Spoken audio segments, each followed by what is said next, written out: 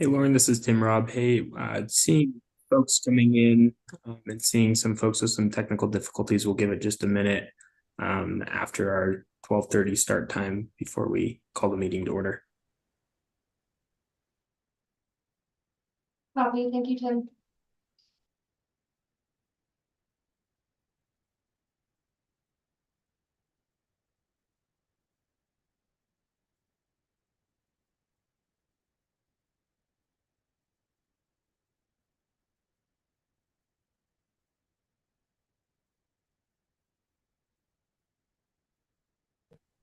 Yes.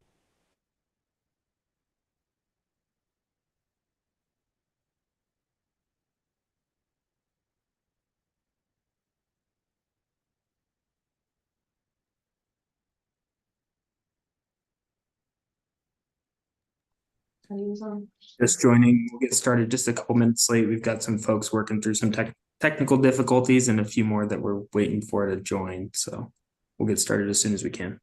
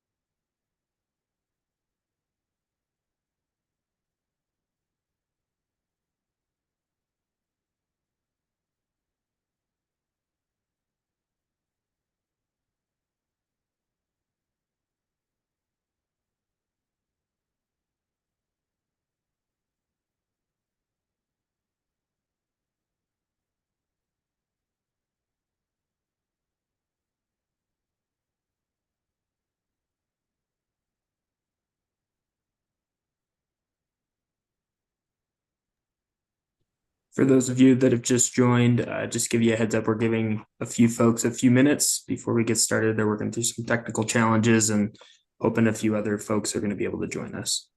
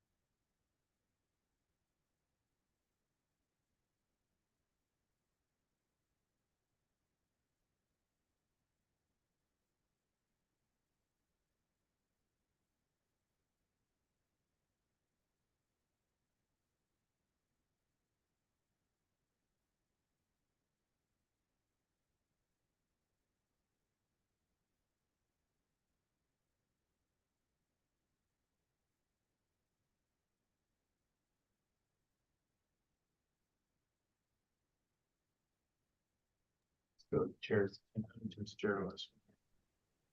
He's asking if we're any closer. Do you have a? Tim, would you like me to take roll call? Yes, Lauren, I'll call this meeting of the Governor's Cybersecurity Task Force to order. It is 12:35, 5 after our initial start time. Lauren, would you mind calling the roll? Absolutely. Lauren Borst for the record. Tim Robb. Tim Robb is here. Bob Denhart. Present. Frank Abella. Present. Marilyn Delmont.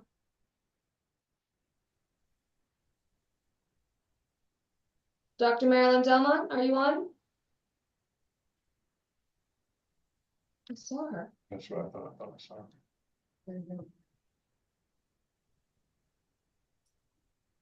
Yes, you may have. Marilyn, are you able to turn on your speaker?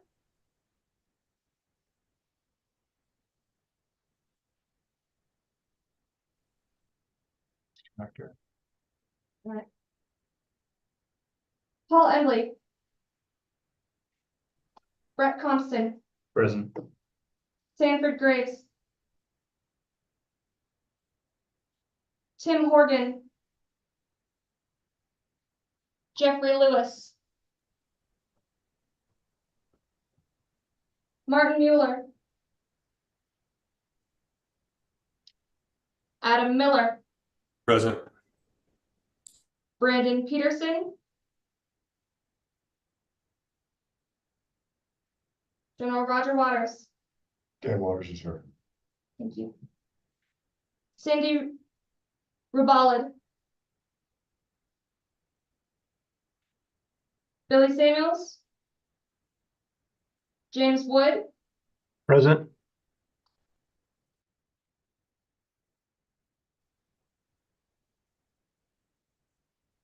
We do not have one. Tim, we are one shy of quorum. Would it be possible to? Did you call me Marilyn Delmont? Yes, ma'am, I did. I'm sorry, I'm here. Thank you, Miss Delmont. Does that get us there, Lauren? No, we are one short, Tim. Shoot. Okay. Well, unfortunately, it sounds like we will not be able to meet quorum today. So I apologize for everyone that got on and was ready to present and ready to work through this process, which I know can be a little bit onerous, but a good transparent one. Unfortunately, I think we are going to have to call this meeting, and unless our council says otherwise, I think we'll have to adjourn right here. Chair, is it possible to run through the roll call one more time just to make sure that everybody's here that spoke? Yeah, pending any concerns from Samantha Laddick or DAG, I think I would also hope that we maybe have added at least one more person from the council to be able to move forward with the meeting. That works for me. Right. Lauren Borst for the record. Tim Robb. I am here. Bob Denhart. Here. Frank Abella. Present. Dr. Marilyn Delmont. Present. Paul Embley. Brett Compton. Present. Sanford Graves. Tim Horgan. Jeffrey Lewis. Martin Mueller. Adam Miller. Present. Thank you. Brandon Peterson.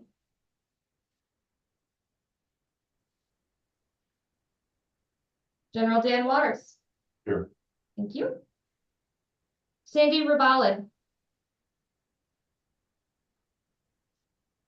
Billy Samuels.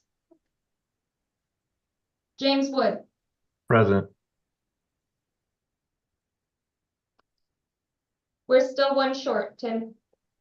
I see Sandy on. I didn't hear her say present though. Yeah, I'm here. All right, thank you, Sandy. We now have quorum.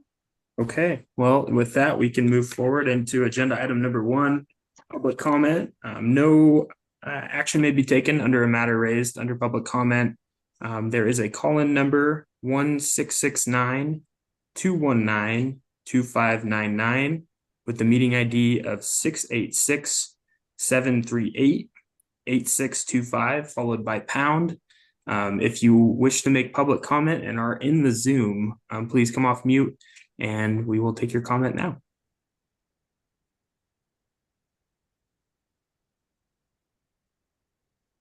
Lauren, is there anyone in the room wishing to make public comment? Lauren Borst for the record. No, sir, there is not. And anyone on the phone, you may need to hit *6 to unmute yourself. Do you wish to make public comment?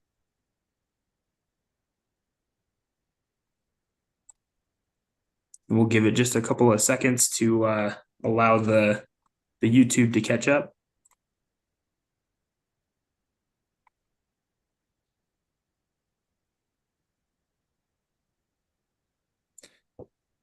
Has anyone joined us that wishes to make public comment?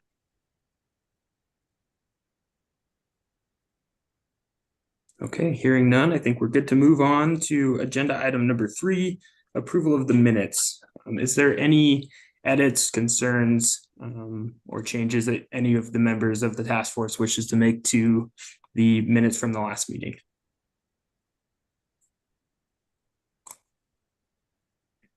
Hearing none, I'll entertain a motion to pass the minutes from the last meeting. Bob Denhart, so move. You do have a second? James Wood, second. Thank you so much. All those in favor of passing the meeting minutes from the last meeting, say aye. Aye. Aye. Any opposed? Motion passes. We will now move on to agenda item number 4, overview of the federal fiscal year 23 state and local cybersecurity grant program. Amanda, I believe you have this one. Hi, Amanda Jackson for the record. The federal fiscal year 2023 state and local cybersecurity grant program, or SLCGP Notice of Funding Opportunity, or the NOFO, was released on August 7th, 2023. Nevada received $5,072,822 for fiscal year 23 SLCGP. We had the first round of ranking and voting for this grant on September 14th. And after that meeting, $353,224 in fiscal year 23 funding was left to be passed through to subrecipients. However, fiscal year 22 SLCGP also had a remaining pass-through balance and a quickly approaching subrecipient period of performance end date of November 30th, 2025. So in order to spend down that grant, DEM worked with subrecipients and FEMA to arrange for some of the quicker 2023 projects to be moved for 2022. So after the moves, fiscal year 2022 is completely allocated and there is $998,987 remaining in fiscal year 2023 SLCGP funding to be passed through today for projects to be completed by November 30th, 2026. $209,488 of this remaining pass-through funding must be allocated to rural jurisdictions with less than 50,000 people so that DEM will meet the state and local cybersecurity grant program rural pass-through requirement. There are 2 additional things I would like to mention. Although there is a local and rural pass-through requirement, state agencies can receive SLCGP funding, but they will have to get permission from locals in order to keep that funding at the state level. This is something we'll work with the subrecipients on after the projects are selected. And then FEMA has updated their directive on projects which require modifications to structures. However, exactly what this means yet is not clear. FEMA plans to release an information bulletin on exactly what is allowable under the new directive, and it has been made clear that the new directive will apply retroactively to fiscal year 2022 and 2023. So things that would require environmental and historic preservation review were previously unallowable under SLCGP, but now FEMA has said this prohibition does not include minor building modifications that do not substantially affect the building and are necessary to install and connect grant purchased equipment. Again, we're awaiting clarification on this from FEMA in the form of their information bulletin, and we'll update the task force when we have more information. But in the meantime, you're going to see 2 projects included in this meeting for reconsideration under this new guidance. These projects were presented, ranked, and voted on at the last meeting, and then later removed from the list of fiscal year 2023 projects because they will require an environment and historic preservation review. So these projects have been introduced on the chance that they will now be eligible for funding once the allowability details are released by FEMA. I'm happy to answer any questions you have about fiscal year 2023 SLCGP. Thank you so much, Amanda. Does any members of the task force have any questions about the 23 SLCGP process?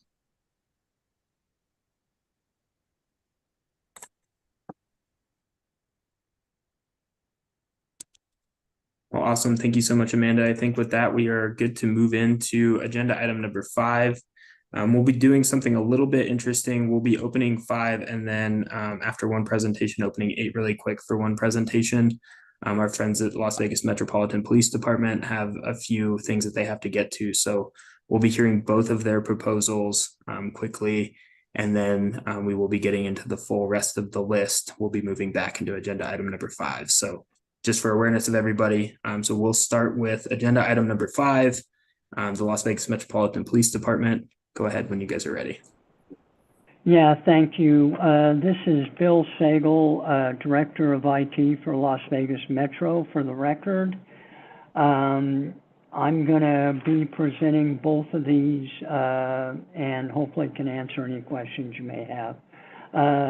Las Vegas Metro has historically put forth their cybersecurity requests through the HSGP UASC funding stream.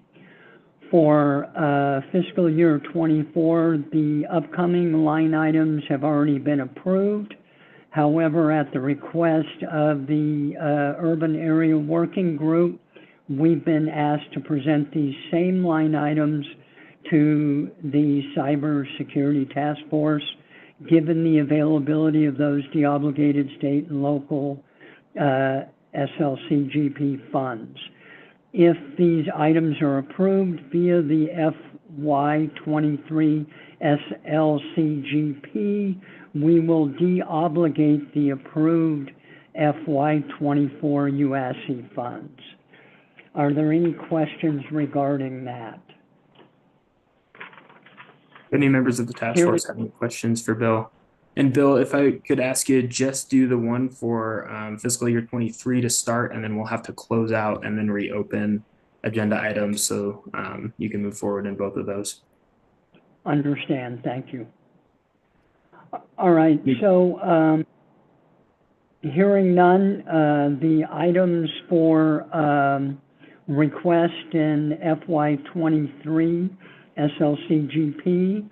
Item number 1 is 1 security support analyst position. That is for a total of $262,042.00. Previously, that request was for 2 security support positions. However, we have shifted and delineated some of the roles that these analysts have been performing, and I have 1 analyst approved on Metro's department funding.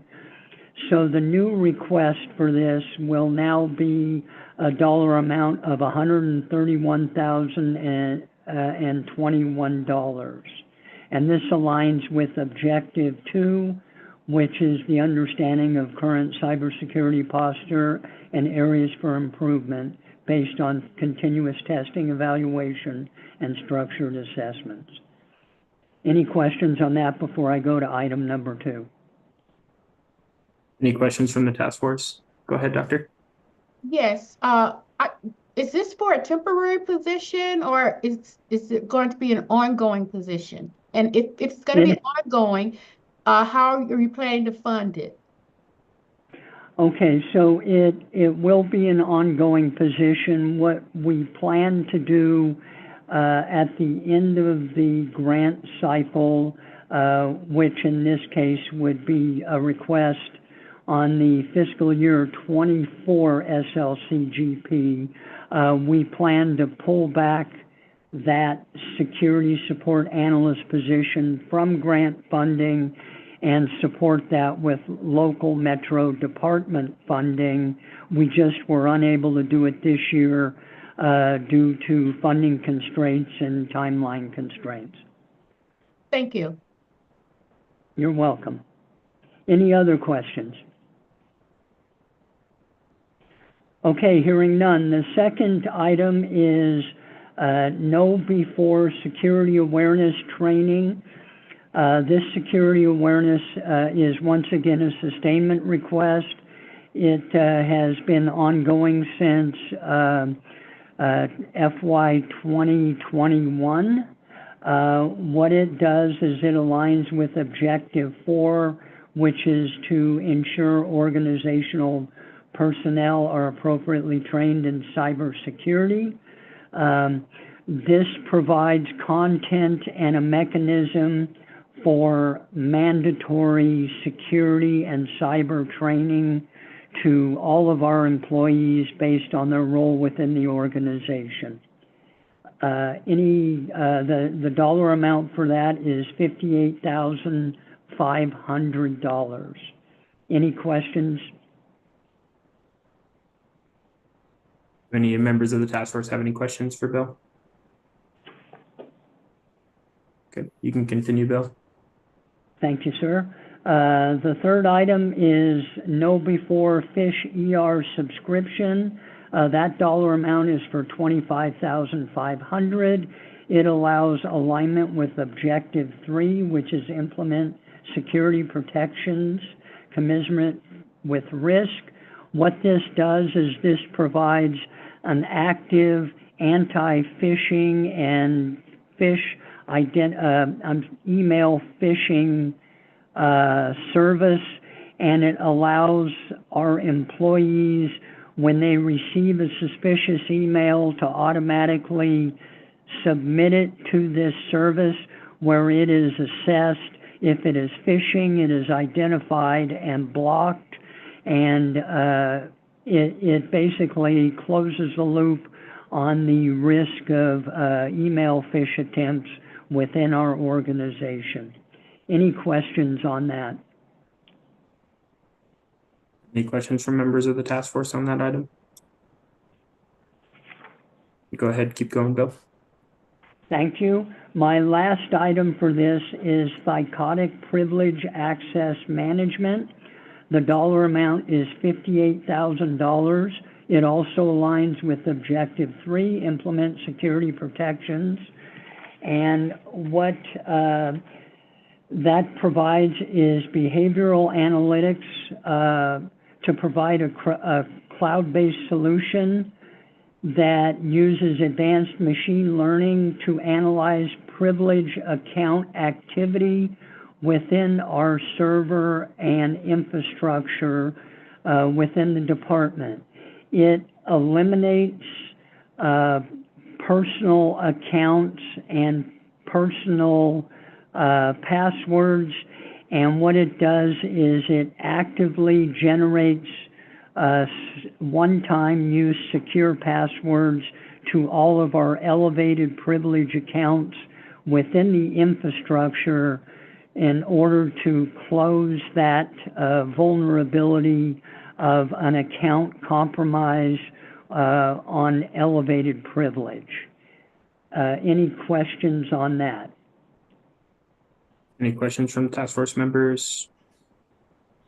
I think you're good to keep going. Go ahead. I do have one question. I just want to clarify to make sure I'm understanding properly that all of these are existing in the environment now, and you are seeking to continue them through this grant. Is that correct? Yes, sir. That's a great question, and I realized I hadn't said that, so I was going to say that in summary. Thank you for bringing that up. These are all sustainment items, and those last three items will also be a part of future requests. Okay, thank you. Go ahead, keep going. And we'll try to keep these as quick as we can so we can get through all of them.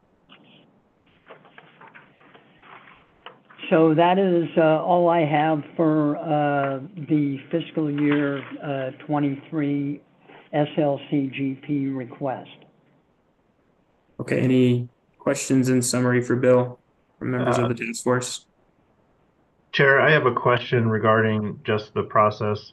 Are we voting on these individually, or they came across as a single package, so it would be all or nothing, or or is it we can select some, not others? What is the direction there?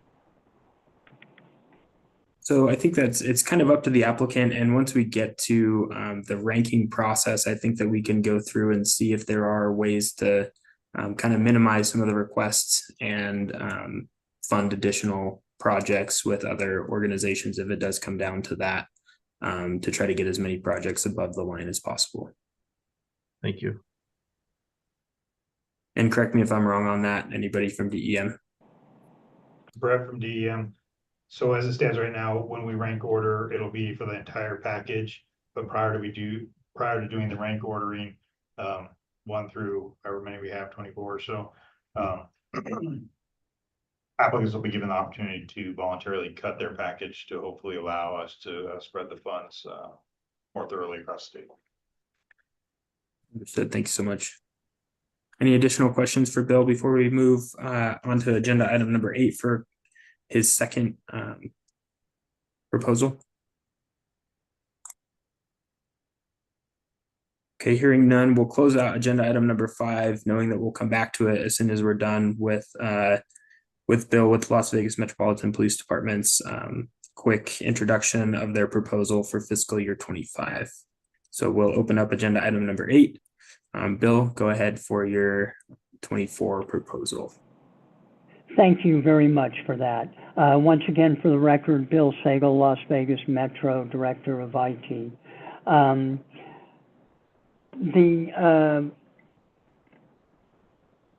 sorry, I wanted to just catch myself. For the FY24 SLCGP funds, we are requesting the same 3 line items that I talked about previously, and I'll review those again, with a slight increase in cost due to inflation increases in their services cost. So the 3 items are know before security awareness training.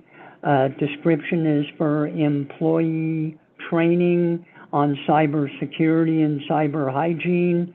It aligns with objective 4. The dollar amount for the FY24 cycle is $62,000 and no cents. Any questions regarding that before I move on?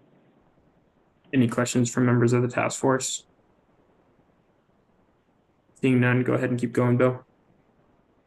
Second item is know before fish ER subscription. Once again, provides anti-email phishing capabilities for identity and remediation. Dollar amount is $28,000 and no cents, and it aligns with objective 3. Any questions?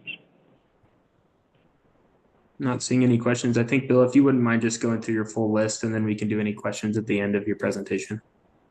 All right, sir. Thank you. Last one is Psychotic Privilege Access Management, which provides secure password and account management for elevated access accounts within server and infrastructure. Dollar amount is $58,000 and no cents, and it also aligns with objective 3. And that is all I have. Any questions for Bill?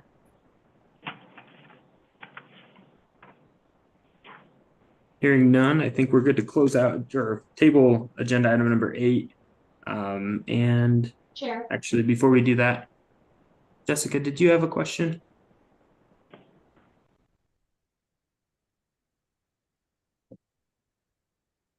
Not seeing her come off of mute. Maybe she bumped the raise hand feature by accident. So we'll table number 8. We'll come back to it, and we'll reopen agenda item number 5. And we will start with Carson City Fire Emergency Management, and we will go from there. I think I Hey, Chair, can you hear me? Sure can. John, go ahead. Thank you, sir. Appreciate you, the chair, and the members of the Cybersecurity Task Force. This is an opportunity for us to re-explain our Carson City 2023 CISA state and local cybersecurity grant application. We were one of those two that Ms. Jackson referenced that our application was approved previously and then withdrawn by FEMA. So this application was submitted for the 2023 fiscal year, approved back on 9/14, and subsequently pulled by FEMA. This grants for physical security components to be included in the design of the new Carson City IT Cyber Center, Emergency Management, and EOC, and fire station. The building is approximately 60% constructed at this point, and it needs some security components to secure the local resources and assets of the capital city. The itemized list includes several types of cameras, cipher-activated video surveillance, control panels, and strike pads. The main control, wiring, and installation would be included. The total grant amount request was for $181,942.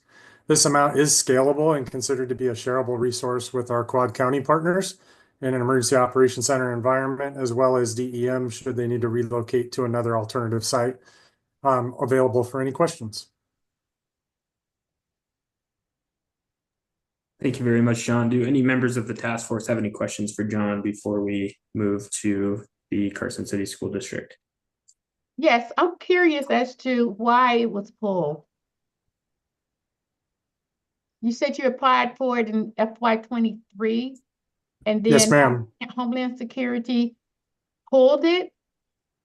So this is John Backetall for the record. So yes, this was withdrawn after discussions with the Division of Emergency Management staff and the grantor in regards to the physical security of a building. This one would not require an NEHP from the federal government. Our entire facility has already gone through that process for the new build and design. So this is a brand new facility that's currently in construction, 60% complete. And when the Division of Emergency Management, specifically Ms. Jackson, got the information from our federal partners that it could be reconsidered, we have then therefore reapplied for the same process that we applied for approximately a year ago. Okay, thank you. Thank you.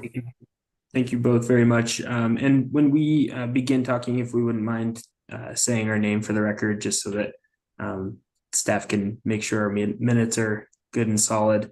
Amanda, I saw you came off of mute or off of your camera. Did you want to add something to what John said? Amanda Jackson for the record. No, he pretty much covered it. In December, FEMA had sent us a email letting us know, like hard no on all EHP projects, environmental and historic preservation review projects, but they've since rescinded that for fiscal year 2024 and are applying that retroactively to 22 and 23. So pending any clarification that would change things, that's why we've reintroduced the Carson City projects, Carson City Fire Emergency Management and Carson City School District, just on the off chance that those will become allowable under this new guidance. Thank you very much, Amanda. Tim Robb for the record. We will actually, are there any other questions from members of the task force before we move on? Thank you very much, John. We will now move on to the Carson City School District, and City of Caliente, you'll be on deck for going after them. Is there somebody from the Carson City School District that wishes to present today? Yeah, my name is Raymond Medeiros. I'm the IT director for the Carson City School District. And as previously mentioned, we were one of the entities that FEMA kicked out of the last go around. So the reason, my understanding is that it had to do with modification of a building. Our intent was to take our secure racks and anchor them to the wall, so in an earthquake and what have you, they don't fall over and hurt people. And so that was apparently an issue for FEMA. So hopefully they've reconsidered that, and that'll change, but I guess time will tell. But anyway, so I'm here to present for the Carson City School District.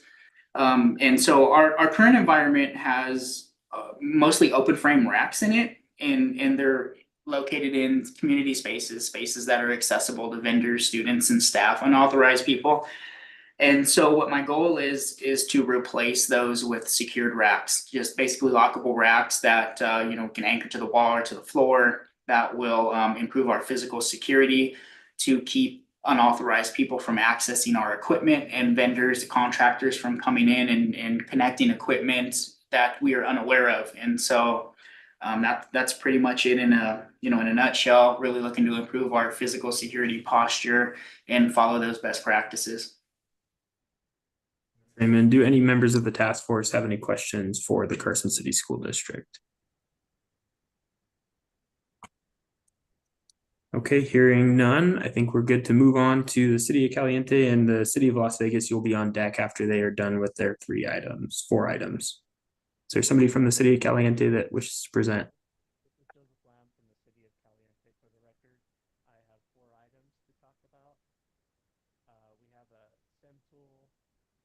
Not seeing anybody come off of mute.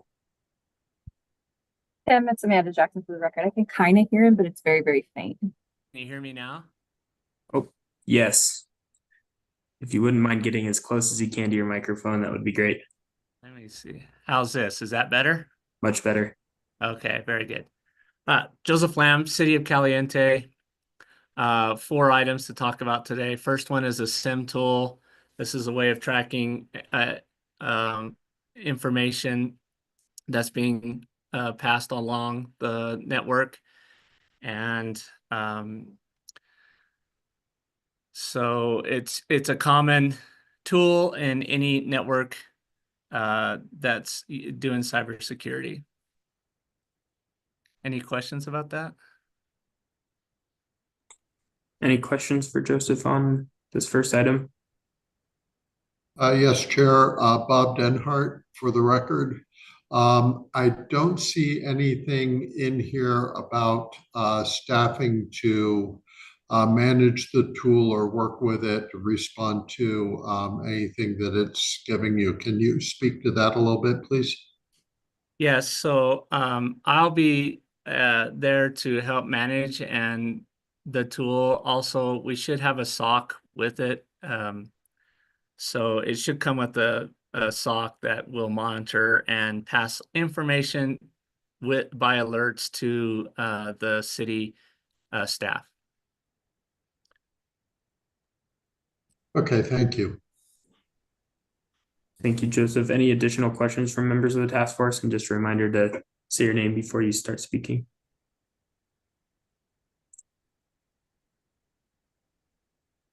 Okay, hearing none, I think, Joseph, we are good to move on to your second item.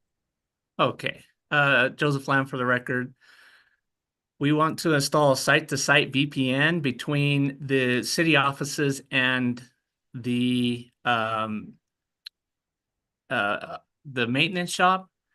And we are trying to increase our security right now. The maintenance people are not behind our firewall, and some of our layers of protection are not there. So with the new VPN, site-to-site VPN, this will help protect them, give them more access to resources in the city hall. Also, that includes the SIM tool. We need to tie everything in so that everything is behind the firewall and SIM tools. I'll entertain any questions. Any questions for Joseph?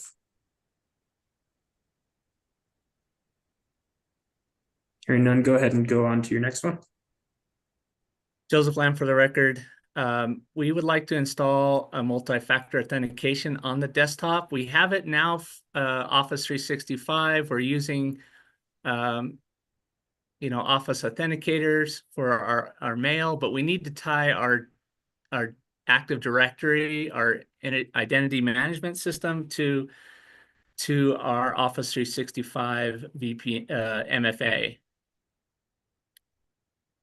Any questions on this? Tim Rupp for the record, any questions from members of the task force? Hey, Tim. Go ahead, Adam. Adam Miller for the record.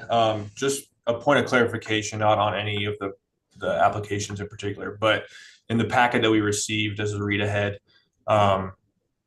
the way he's describing his applications are out of order from how they're listed in the packet. And so I just want to get clarification on, once we go through the rankings, are we ranking them based on how he presented them or how they're described in the packet. Joseph, would you mind answering that question? So I don't know the packet. Is that the agenda? Is that part of the agenda at the bottom? Tim Rob, for the record, yes, sir. And Amanda, I see you came off the mute as well. Correct, Amanda Jackson. I was just gonna let you know the projects, Joseph, are in the list in alphabetical order. So if you have a preference, I think is what Adam's asking, correct me if I'm wrong, but do you have a preference of like which projects you would like to see of all of your 4? So the SIM tool, the site-to-site VPN, MFA, and then the NIST would be my preference.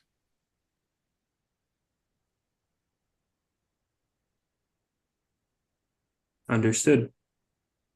I'm Amanda Jackson. Do you want me to try and reorder the sheet or just make a note at the way that it is? Currently, it's in alphabetical order, items C, D, E, F for the allocation sheet, but I can try and switch it if that would be easier for the task force.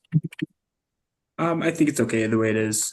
Just knowing that clarification that there is a priority that is kind of desired by the city. I think that's perfect. We can move forward from there. Any additional questions for Joseph before we move on?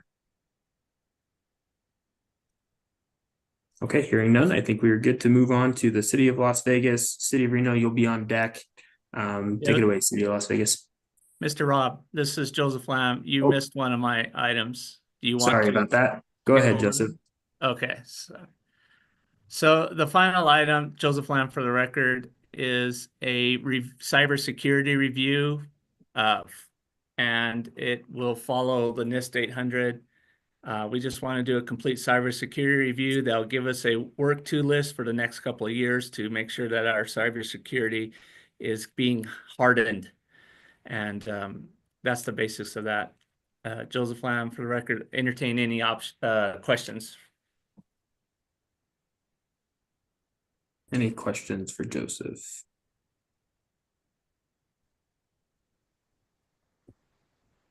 Okay, hearing none, thank you very much. I think we are good to move on now officially to the City of Las Vegas, and go ahead.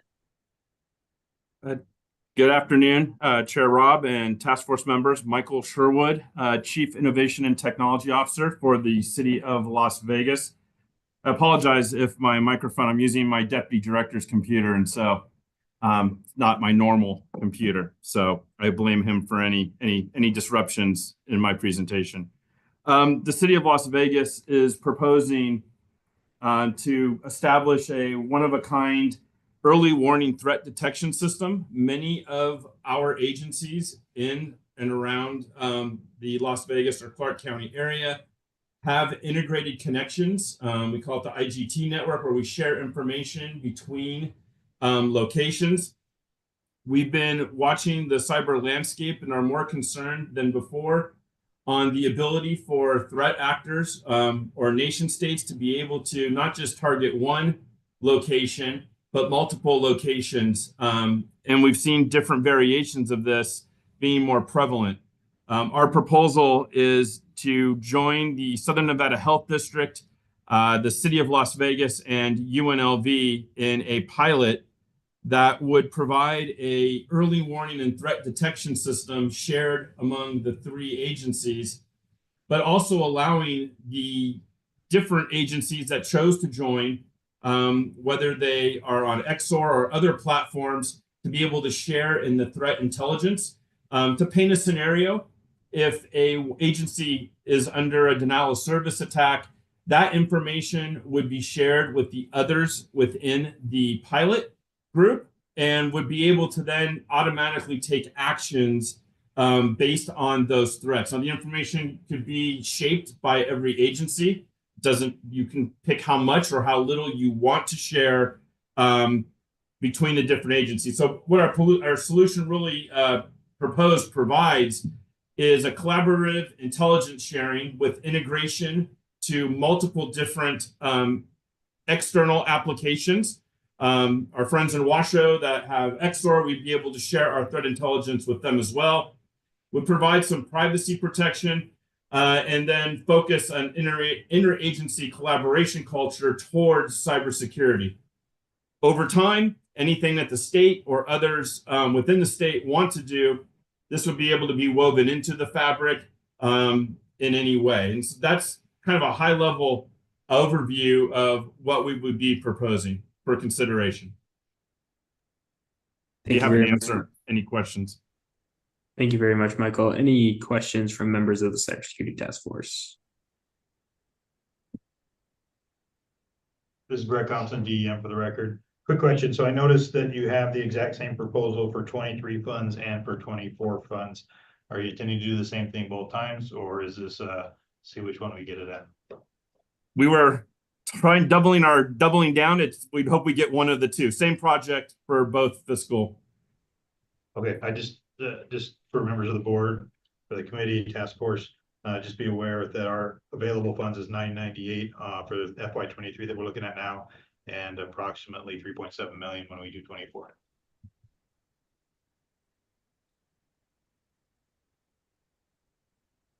Thank you both very much for that. Any additional questions for City of Las Vegas before we move on? Okay, hearing and seeing none, we will move on to the City of Reno. Douglas County will be on deck. Anybody from City of Reno available to present their item? Yes, so Angela Phelps, City of Reno, for the record. We'd actually like to modify this slightly. We only want to present on the cloud backup solution. This would be for our cloud enterprise productivity suite and file storage. That is currently not backed up at all. And so this would be backup for that enterprise solution, obviously to include best practice for security standards. So that would bring this project down to 199,736. And we wanted to remove the rest of those items from the proposal. Thank you very much. I just want to make sure with Amanda that wouldn't be a challenge. I think that should be okay, but just want to verify. Amanda Jackson, yeah, that's fine. I'll go ahead and update the allocation sheet. Perfect. Thank you so much. Any additional questions for City of Reno?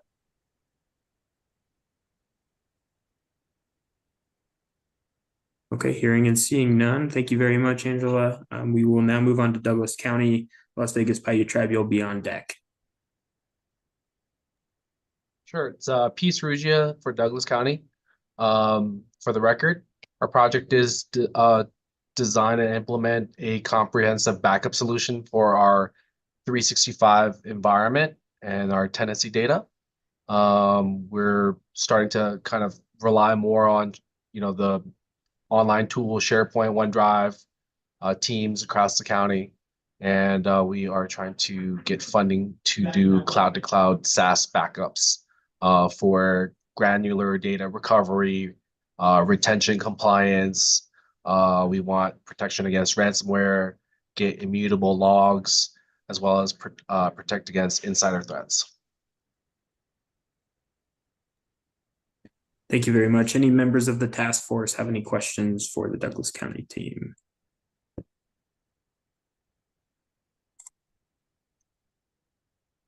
Okay, well, thank you very much. And we will now move on to Las Vegas Paiute Tribe. The Nevada Department of Agriculture, you'll be on deck. Go ahead.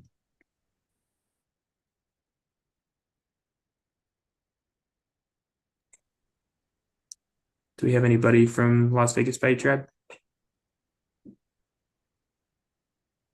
I'm Amanda Jackson. I can try and give him a call if you'd like. Yeah, if you wouldn't mind, and we'll come back to them. So we will now move on to the Department of Agriculture. If there's somebody online that may be able to walk us through their proposal. Yeah, Jake, see you. This is Jake Dolly with the Nevada Department of Agriculture. Our request is pretty straightforward. We have a cybersecurity risk gap assessment request for $25,500. In the last couple of years, Department of Agriculture has worked to sort of secure the low-hanging fruit in cybersecurity.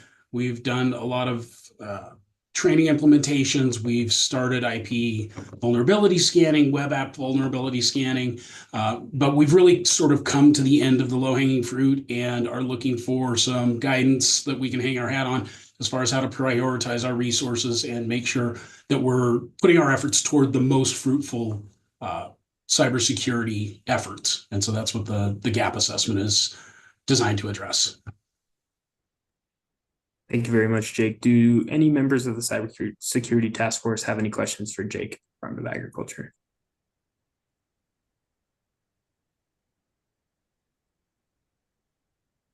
Okay, seeing none, I think we are good to move on to the Department of Taxation, and NDOT, you'll be on deck. Good afternoon. Can you hear me fine? Loud and clear. Excellent. James Underwood with Department of Taxation. I'm the Information Security Officer for the record.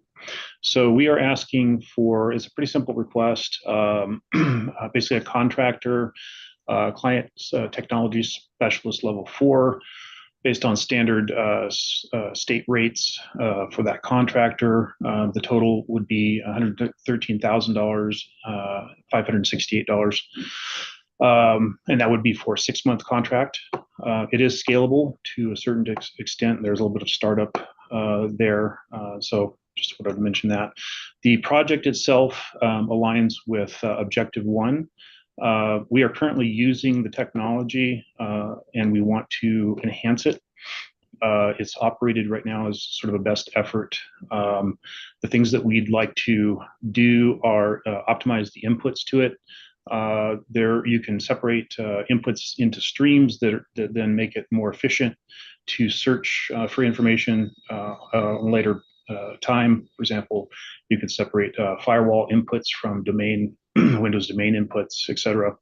We'd also like to expand the footprint of the system to cover a curated set of logging events from all of our workstations and every server. Currently, we have it deployed to strategic servers with the capacity of a single node. We would like to expand and optimize the alerts that we receive.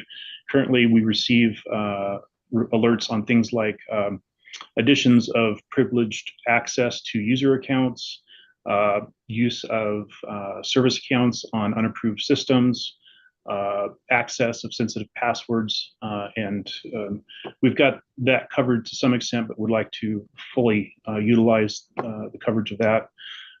Also, we'd like to be able to store 7 years of log data in the system, which is basically our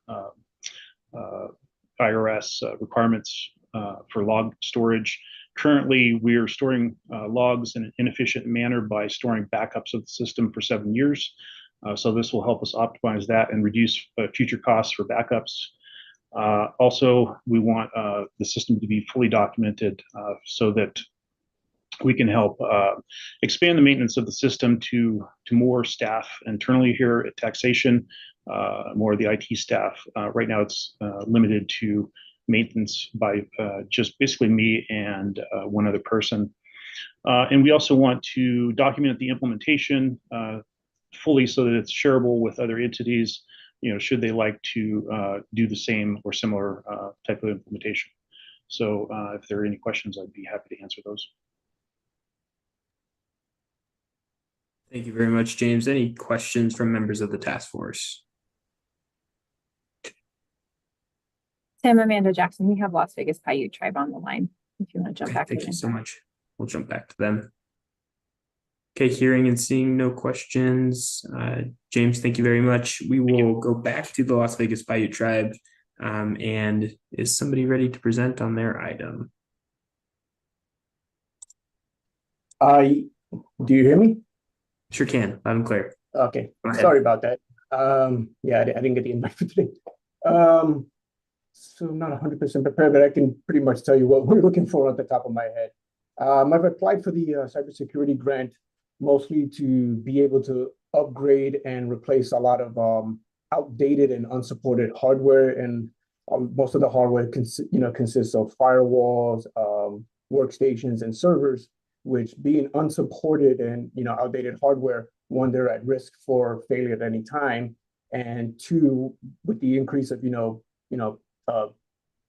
nation state, players that are trying to always crack things open, anything that pretty much not patched up or not supported by a vendor, just leaves us wide open to a possible, some sort of hole that some other security company is going to find, but by the time, the vendor gets to patch it, it might get exploited by somebody. So I'm looking to receive funds for that so we can at least be on the same playing level and reduce our cybersecurity risk. That's it in a nutshell. Pretty straightforward. Thank you very much. Any questions for Las Vegas Bayou Tribe? Well, thank you very much. Thanks for joining us. We will move on to the Department of Transportation. Can you hear me okay? I'm clear. Go ahead, Rick. Good deal. Good afternoon, members of the Cybersecurity Task Force. Dr. Rick Hayes from NDOT, in charge of cybersecurity compliance, and Deputy CISO. Our first item on the agenda for us is FY23 funds. They're facing for Objective 4, elements 1, 8, and 12. We aligned this training for the request for training to ensure organizational personnel are appropriately trained in cybersecurity commensurate with the responsibility, and aligned it with the NICE framework. We have a multitude of trainings across the department based on the roles of the individuals, and we wanted to be able to request those. It's all total of about $168K. You guys have the line item request all there already, but if you want, I'll go through those individually, or I can just give you the whole at the bottom. 168,082, 168,082 is what we're requesting. We've noticed that quite a few folks are in roles that have elevated privileges and don't have the training commensurate with their responsibility, and that is a liability to the network when they have that availability to those kinds of actions. So that's our request, one and only, multiple line items again, but that's our total for FY23. I do have other items on equipment for FY24 unless you would like me to wait on those. And let's hang tight on 24. Does anybody have any questions for the Department of Transportation's 23 proposal? Adam, go ahead. Adam Miller for the record. Hey, Rick, what's the kind of guesstimate for how many folks are actually going to receive this training if it goes through fully funded? You betcha. Give me a sec here and I'll pull the line items up. There you we have, let's see, 1, 2, 3, 5, 6, 7, 8, 16, looking about 22 in total, Adam. Adam Miller for the record. Is that 22 individuals or 22 training courses that multiple individuals can take? 22 individuals. Okay, perfect. Thank you. Thank you. Thank you very much, Adam and Dr. Hayes. Any additional questions for the NDOT proposal? Bob, go ahead. No, sir. Yes, Bob Denhart for the record. Would I be correct in guessing that these are SANS courses? Mostly, yes. Okay, has any consideration been given to applying for these during the discount government purchase window, which gives us about a 50% discount? On the low range, we looked at that. The question is, when does the money hit from the SLCGP and when would we be able to purchase, considering the elevated privileges that the people have at the moment already and already in the roles, and get the training as quickly as possible. If we can time that so we can put that in the window, you bet, Bob, we're going to put it right there 100% and save that 50%. But it's all about when the money hits and when the training's available. I'm trying to shorten that gap down, and we made this first priority. Okay, thank you. Thank you. Any additional questions for NDOT?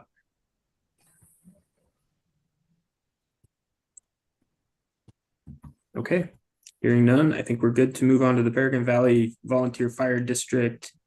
Is there somebody on? Oh, Joseph, are you on again? Yep, this is Joseph Lamb for the Pranagat Valley Volunteer Fire District. We have a small shop there, but we do take care of some documents, and in case of fire, theft, flood, we would like to get a backup that would be on-prem and cloud for protection against also ransomware. Thank you very much. Any questions from the task force members?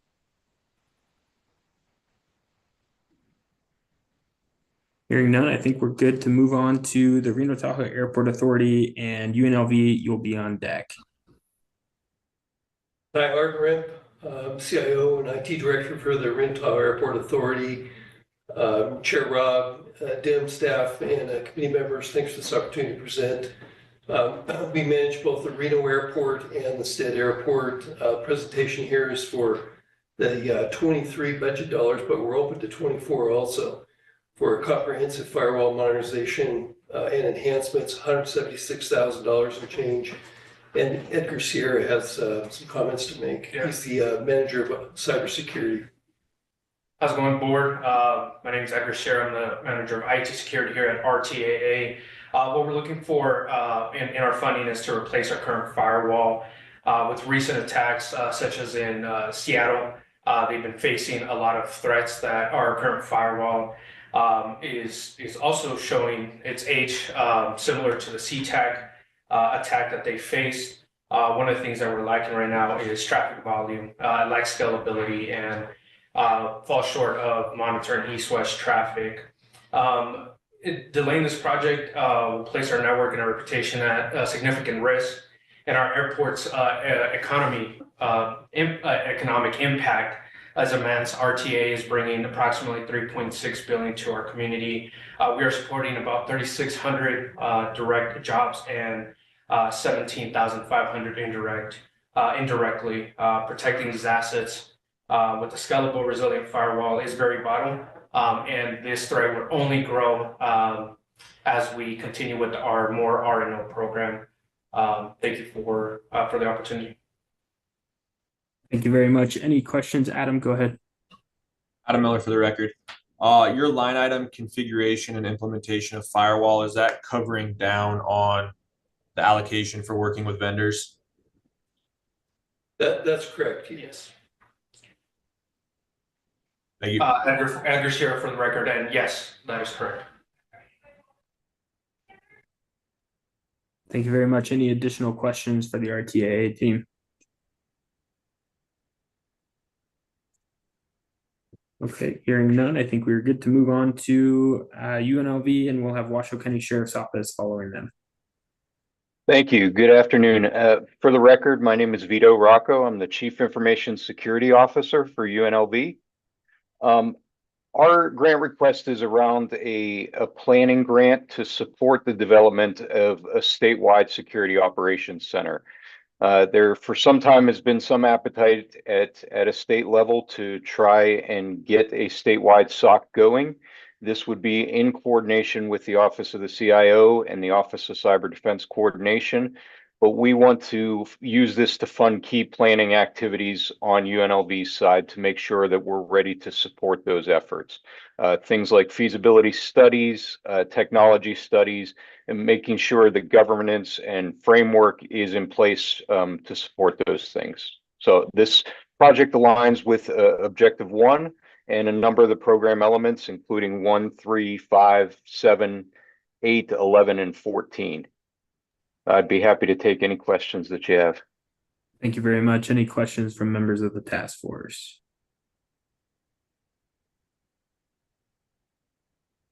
Okay, hearing none, I think we're good to move to Washoe County Sheriff's Office. Do we have somebody from the Sheriff's Office available to run us through? Hello, for the record, I'm Sergeant Sam Vanderwall with the Washoe County Sheriff's Office, where I manage the Northern Nevada Cyber Center. Our center provides critical support to governmental and tribal entities across Northern Nevada. We combat cyber crimes such as hacking, fraud, online exploitation, and cyber terrorism. We specialize in digital forensics, gathering vital evidence from electronic devices. We also assist in investigations by tracking digital activity, responding to cybersecurity incidents, and partnering with smaller agencies that lack the resources to address these challenges. I'm requesting funding for 3 areas. Number 1, licenses for Cellbrite, which is Insights and Guardian. Cellbrite Insights is a digital forensics tool for extracting and analyzing data from devices, whereas Guardian is a secure evidence management tool for chain of custody and investigative workflows. We use Insights to assist our customers with digital forensics, and we use Guardian to securely store and deliver their digital evidence. Number 2, Libert EXS UPS, which is a high efficiency uninterruptible power supply. This item's crucial for our cyber center as it ensures continuous power to all the critical equipment during our power outages, and it prevents data loss and system downtime. Anyone that has worked in our area knows that our current UPS is over a decade old and no longer functions effectively. We, for whatever reason, have frequent power outages in this geographical area. Our cyber center's location, due to that, it's resulted in a lot of damage to equipment. We've lost 2 $15,000 computers to constant weekly power failures. And we've also lost critical case evidence. This is also a key reason why, going back to number 1, we're trying to transition to Guardian for online storage to better safeguard our data and improve our system's reliability. And then number 3 is SANS training courses that cover a wide range of cybersecurity topics, just bullet points: open source intelligence, risk assessment, foundational knowledge for computers and security, basic cybersecurity principles, malware, etc. So these SANS courses will enhance our detective skills and provide them with up-to-date knowledge, critical tools, so we can support these other agencies better, serve the public, and maintain the security of our own systems. And then just one thing of note, several months ago, I presented this exact grant proposal in person to another grant panel in Carson City. During that meeting, I was asked to withdraw my application and resubmit it under a new cybersecurity grant, which is this one. The panel believed that my proposal aligned better with the goals of this program and assured me that there would be ample funding available, as the program's resources at the time had largely gone unused. I trusted their guidance and I complied with their requests and became the only applicant to fully withdraw and completely resubmit my proposal under this new program. Notably, some of the other applicants who requested similar or identical items were not asked to take the same steps and ultimately receive funding for some of the same stuff that I'm requesting for today. So I just respectfully ask that those circumstances be taken into consideration when evaluating this request. And I'm available for questions. Thank you very much. Any questions from members of the task force for the Sheriff's Office? Go ahead, Bob. Bob Denhart, for the record, just the same comment as before regarding SANS courses. There is an opportunity to purchase vouchers that are good for the courses, whether they're in person or online, at about 50% discount. So I would encourage you to keep that in mind. Yes, sir. Again, Sam Vanderwall for the record, I completely agree. I actually couldn't have said it better than my prior cohort. We are aware of the 50% discounts and we would utilize them if possible. I try to be very mindful about when applying for classes that we could do online in our cyber center, and only applying for classes where we might have to fly somewhere when they were a mid to high level class, that being in the actual classroom is a more important factor. So I would definitely take fiscal responsibility. And if we were able to use those 50% off vouchers, we would definitely utilize them. Thank you. Thank you very much. Any additional questions for the Washoe County Sheriff's Office? Hearing and seeing none, any questions, go backs for any of those presentations that have been done under agenda item number 5?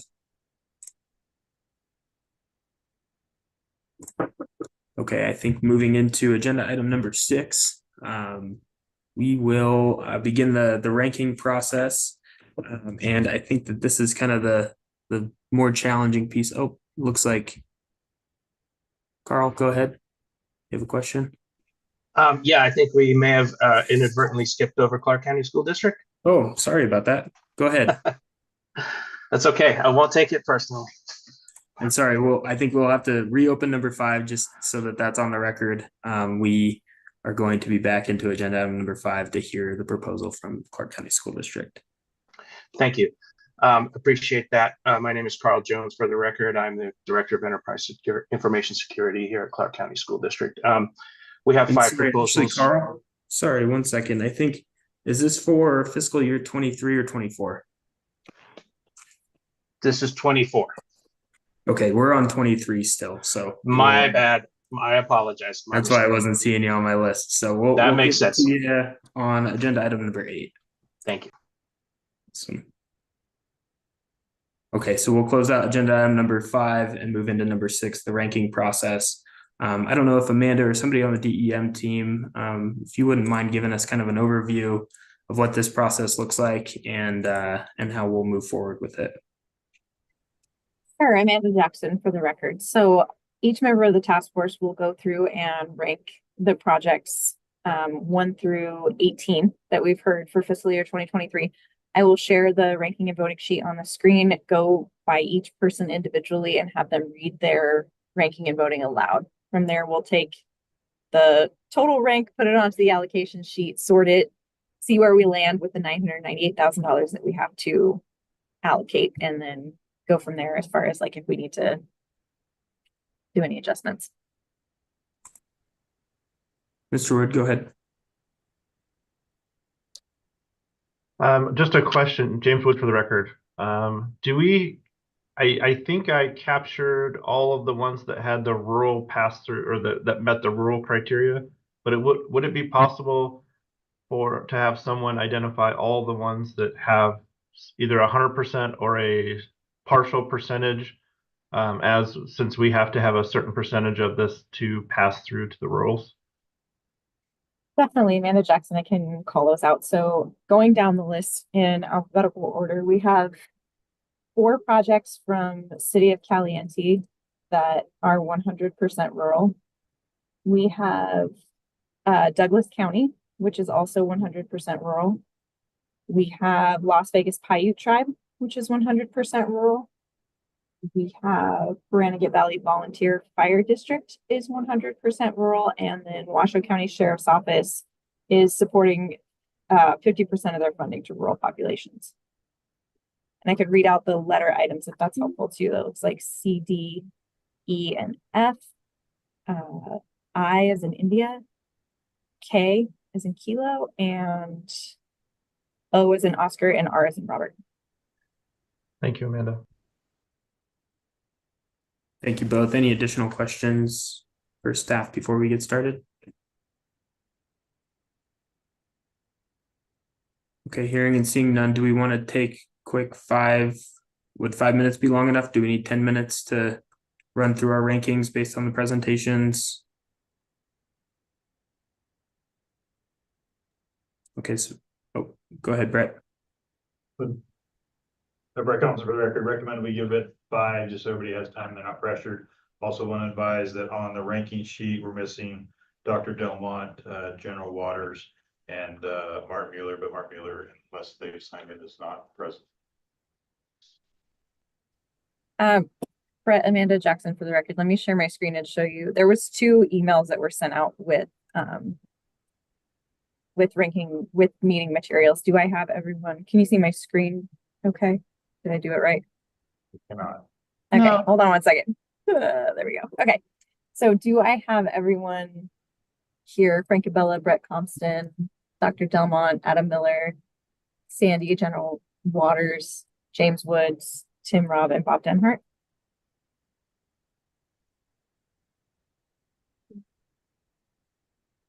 Is there any additional members of the task force that are not listed there on Amanda's spreadsheet? Okay, hearing and seeing none, I think we will Oh, go ahead. Paul Embley is not on that list. I have some. Sorry, Laura Morse for the record. You're okay. So Paul Embley is here. Yes, he tuned in. Bob, can you confirm that you can hear us? Yes, I did tune in. I'm going to have to listen to the recording in order to be able to do my voting, though, because I don't want to be unfair and just score the last three that I heard. Understood. Amanda, does that create challenges? Would we need to have a subsequent meeting to allow for that timeline to work out? Amanda Jackson, I am not sure. That's probably a question for someone that Sam. knows more about meetings than I do.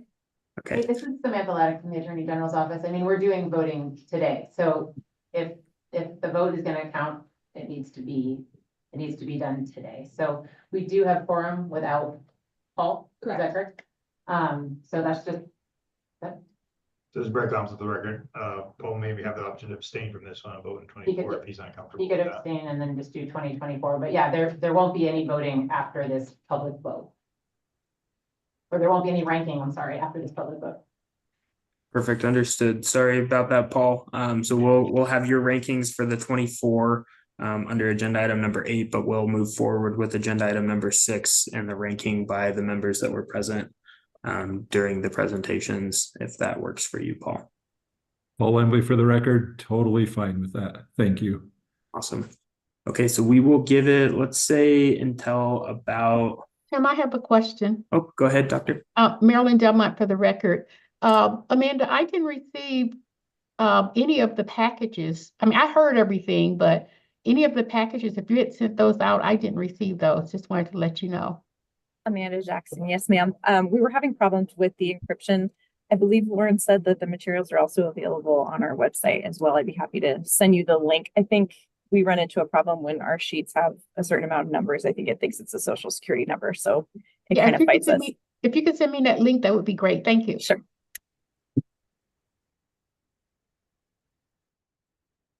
With that challenge, do we want to give it 10 minutes to rank so that Dr. Delmont, you have time to thumb through the proposals and see numbers and all of those things as well? Marilyn Delmont for the record, I would appreciate that. Thank you. Okay, let's make it even at 2 o'clock. We'll return then to go through the ranking process, and we'll read all of our rankings out loud, and we will go from there. So we will close out the meeting for just a couple of minutes until about 2 o'clock when we'll come back.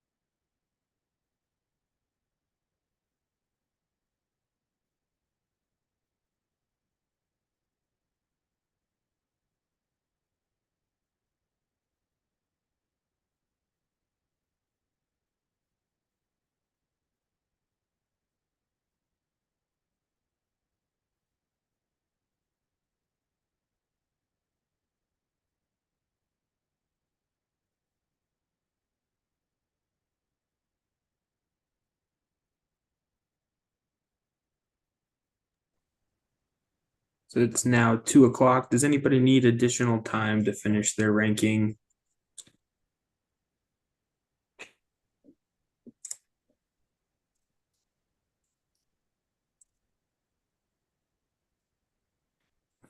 Okay, hearing and seeing nobody raising any concern with moving forward in the process. Amanda, are you available to help run us through this? Yes, I am. Let me share this here. Okay, can everyone see that okay? Sure can. Okay, we can start with Frank. Go ahead. Frank Bella for the record. Just to clarify that I will not be voting on that because it is part of a Carson City project that I'm on currently. Okay, so let's start with B. B is 17. C is 1. D is 11.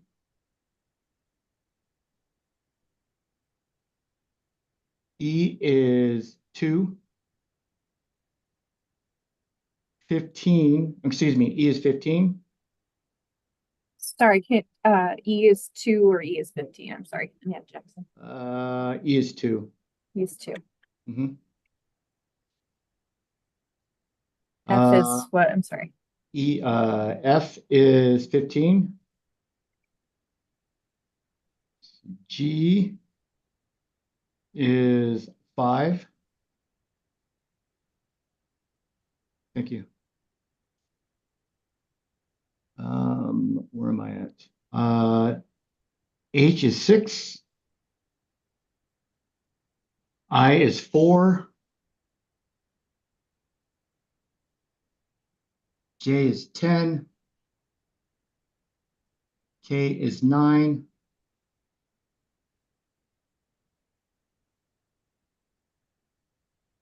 Let's see, L is 12. M is 8. N is 13. O is 14.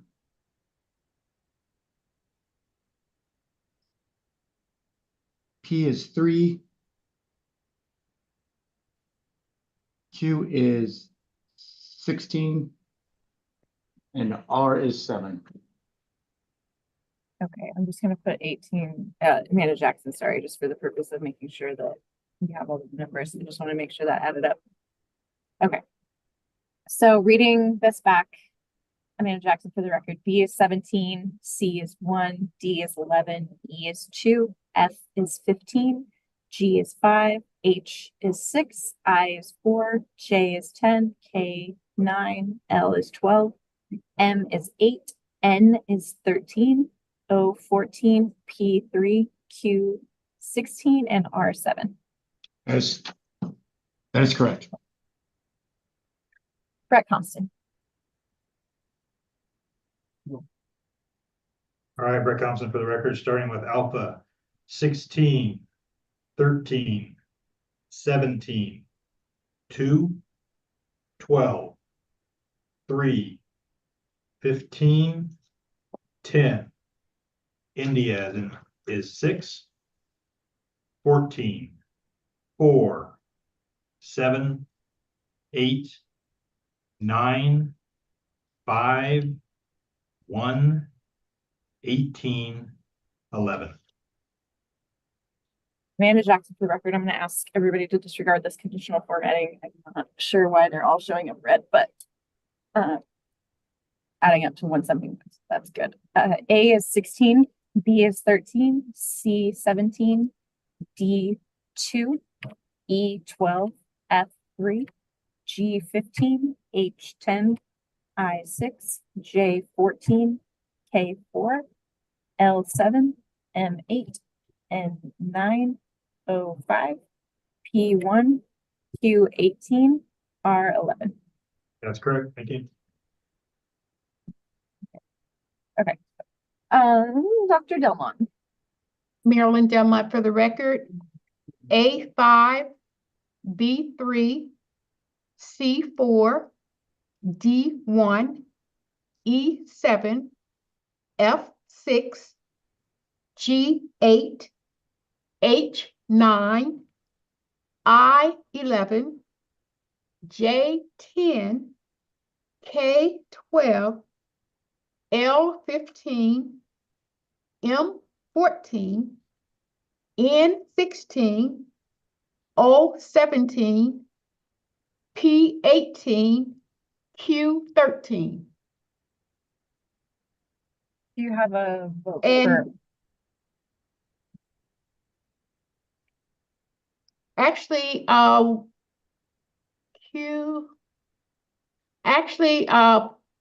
is Q13. Can start. Pardon me? Go ahead, man. 14. Q is 14. Okay. Wait, I think I have two 14s. Hold on. I think we do. M is also a 14. Yeah, I think it's 2. Should be a number 2 for Q. Q is number 2 and M is 14. And I didn't, yeah, and yeah, I'm still missing one. It's adding up to 171, so it looks like we have all of them. Would it be, Amanda Jackson for the record, sorry, would it be okay if I read them back to you and just Yes, please. make sure that I have? A is 5, B is 3, C4, D1, E7, F6, G8, H9, I11, J10, K12, L15, M14, N16, O17, P18, Q2, Yes. and R13. Yes. Adam Miller. Adam Miller for the record. Starting with A, A17, B18, C4, D5, E3, F6, G16, H7, I13, J8, K1, L12, M9, N15, O10, P11, Q2, R14. Amanda Jackson for the record. I have A17, B18, C4, D5, E3, F is 6, G16, H7, I13, J8, K1, L12, M9, N15, O10, P11, Q2, and R14. Adam Miller for the record, that's correct. Sandy Rubala. Okay, can you hear me? Yes, ma'am.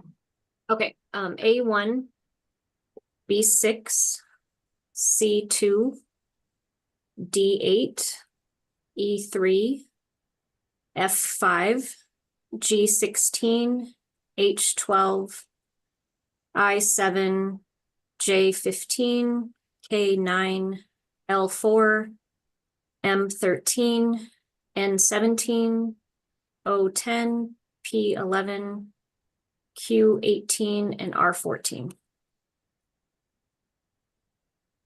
Amanda Jackson for the record. I have A1, B6, C2, D8, E3, F5, G16, H12, I7, J15, K9, L4, M13, N17, O10, P11, Q18, and R14. That's correct. Thank you. Thank you. General Waters. A17,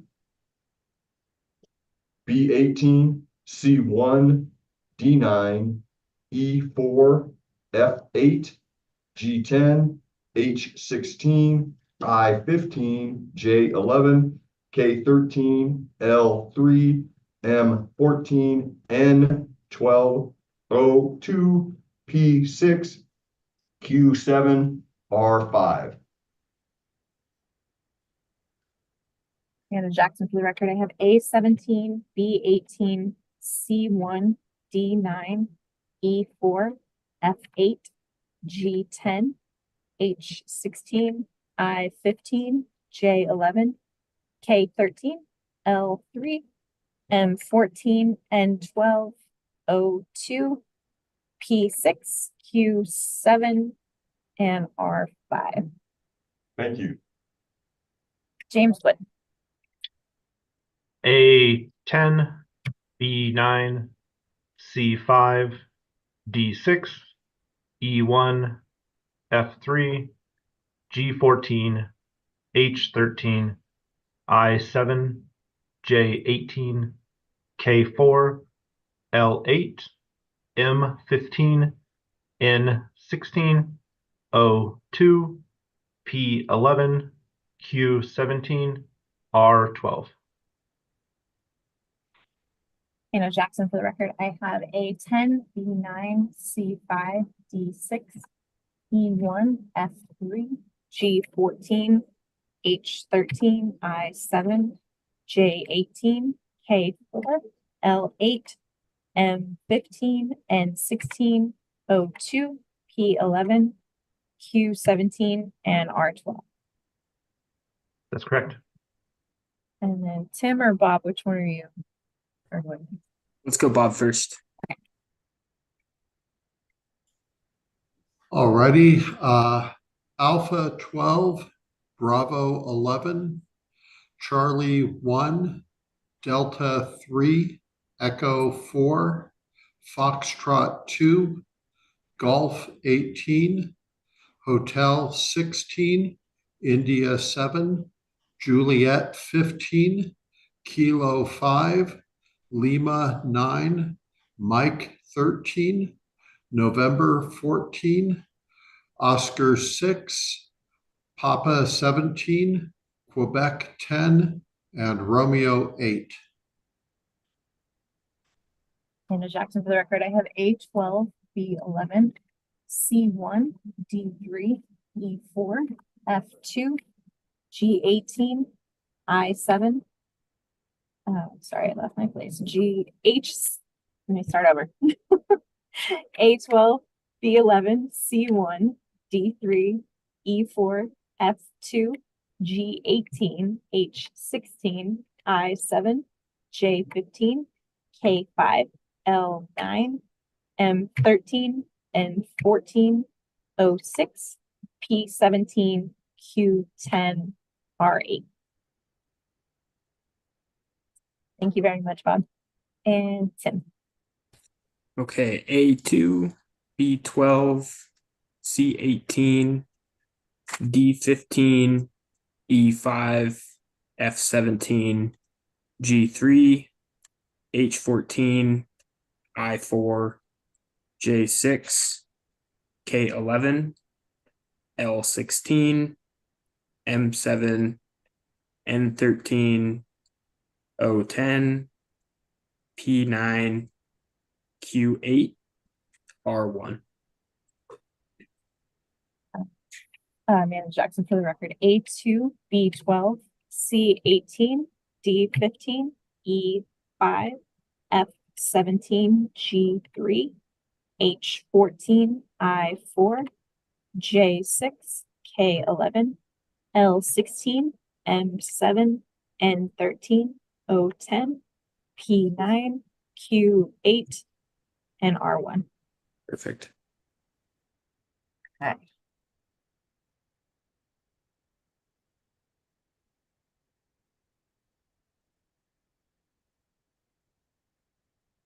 Oh gosh. This is the embarrassing part. All right.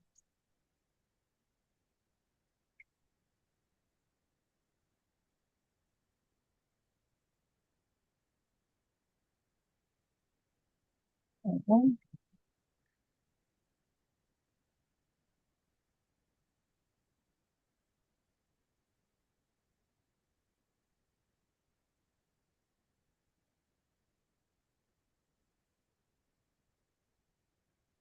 Seeing where that puts us.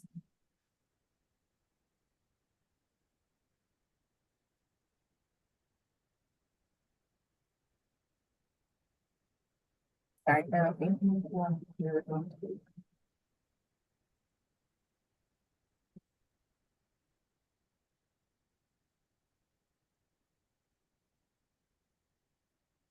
Okay.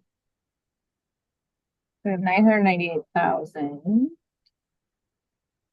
So 21.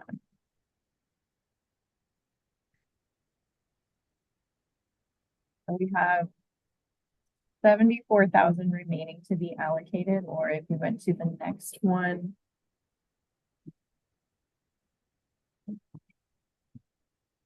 And we're over by 316,000.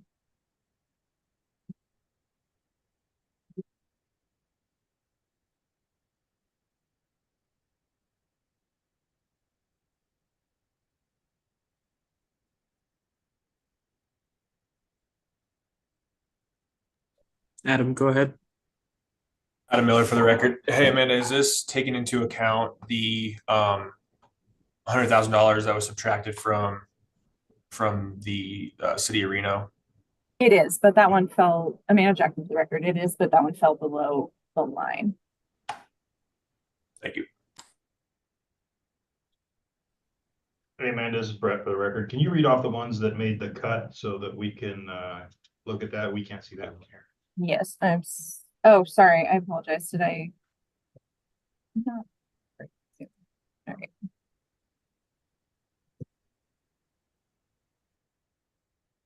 Okay, can everyone see the allocation sheet? We can. Okay, great. I think what Brett was asking is if we could scroll up and read off who's above the line right now to see who might be willing to kind of give some to get more in. Sure.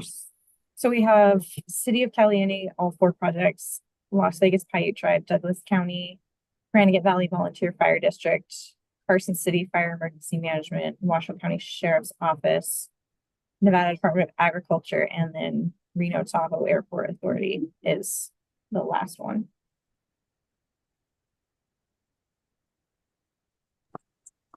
So are any of those entities, I think the question is, are any of those entities willing to maybe forego some of the things that are proposed?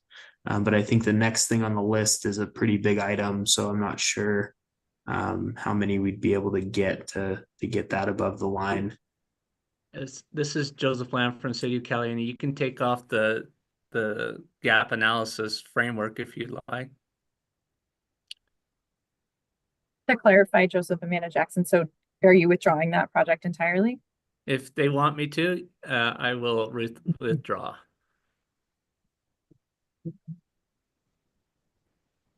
This is Brett from DEM for the record. Before we start pulling those off, are we good on the pass through for the rural?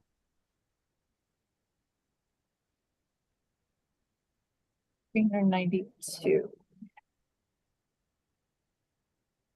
Yes, so we only had to hit 209,000, so we have 392 for rural. So yes, we did meet that. And what's the delta we're over? We are over, so we have 74,000 unallocated. If we go down to the next project, then we are $316,000 over. Amanda, this is Tim Robb for the record. UNLV looks like they may have something. Yeah, Vito Rocco, UNLV for the record.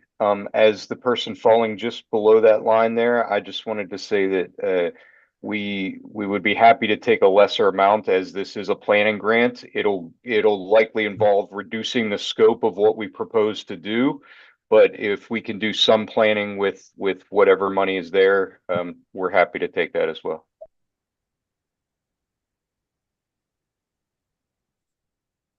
So are you suggesting? Adam, go ahead. Adam Miller for the record, as one of the organizations that Vito laid out in his original presentation that would be benefiting or working with UNLV for the SOC grant. We also have grant money on the books for FY23, and we will have grant money proposed for FY24. And so any amount that UNLV can claw back out of that leftover amount would help in going towards a grant that's already awarded and to a grant that's going to be proposed for FY23. Thanks, Adam. Esteban?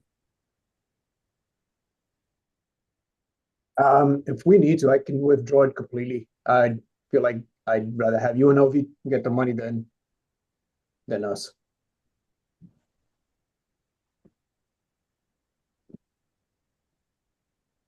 If that's okay. Amanda, does that work on your end? It says, I'm just figuring that out here. And maybe Vito, would it be possible, is it if you guys had the remaining amount of whatever it is, you would make that work within the scope of what's proposed, and obviously scale back, but we would work with you to make sure it still meets the requirements of the grant and go from there. Yeah, Vito Rocco for the record. Absolutely. I think we can scale back the proposal to work with the money that we have. So that would, Amanda Jackson for the record, that would be $149,053.35 for the UNLV project. I'm seeing a thumbs up from Vito. Yeah, Vito Rocco for the record. That works for me. If that's what we're able to get, we'll do something with that. Yes.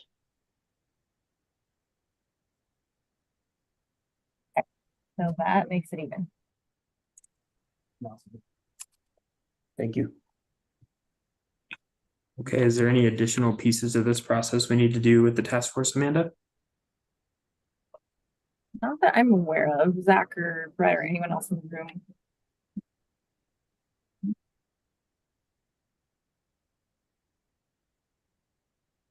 Hearing none, it sounds like we might be okay. Okay. Hey, just confirming this scenario, sorry, Zach Adler for the record. Just confirming that Las Vegas Fire Tribe in the scenario has removed their project from consideration completely. That is correct. So that UNLV can be considered.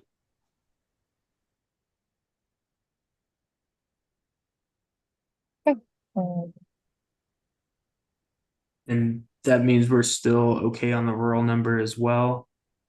Looks like. Okay. Yeah, I'm seeing this good as well. Confirming. So we're still at 317,000. We needed 209.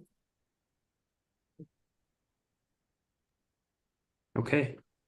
Is there any questions or concerns from members of the task force on what's been kind of allocated at this point?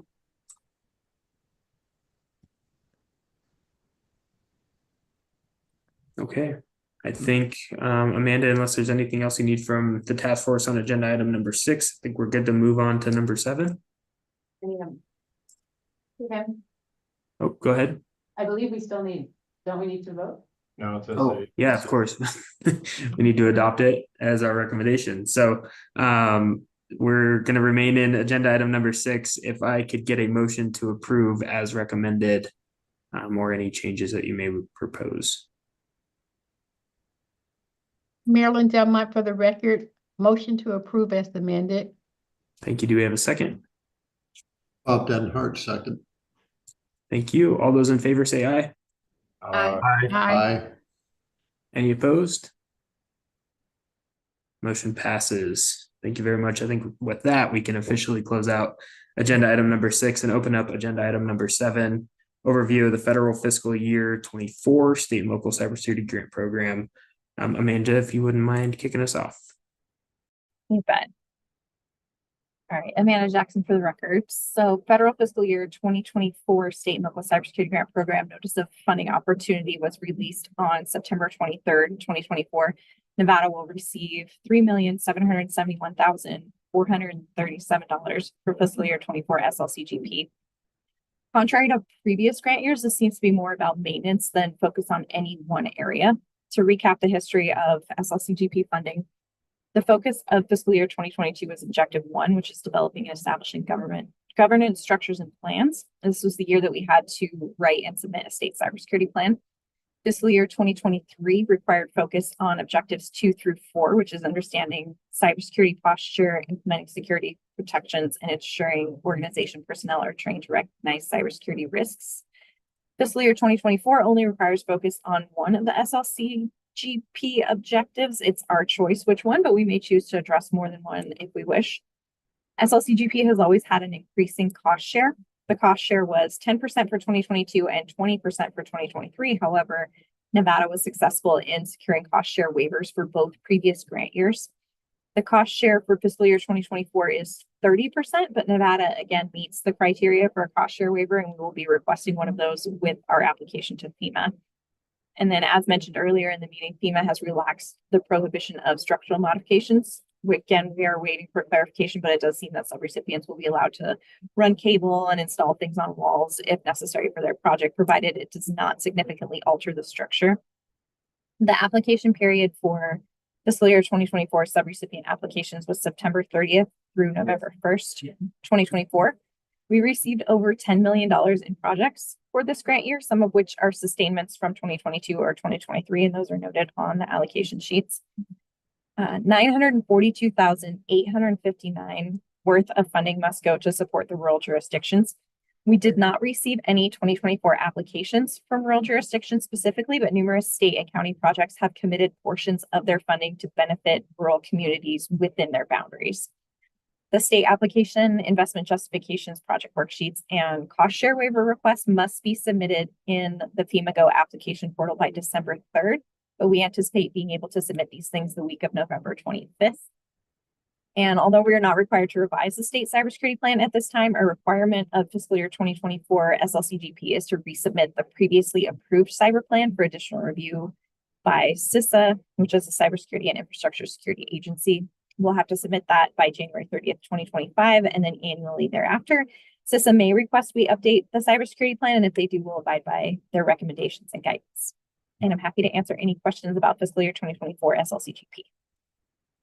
Thank you very much, Amanda. Any questions for her on this year's fiscal year grant process? Go ahead, James.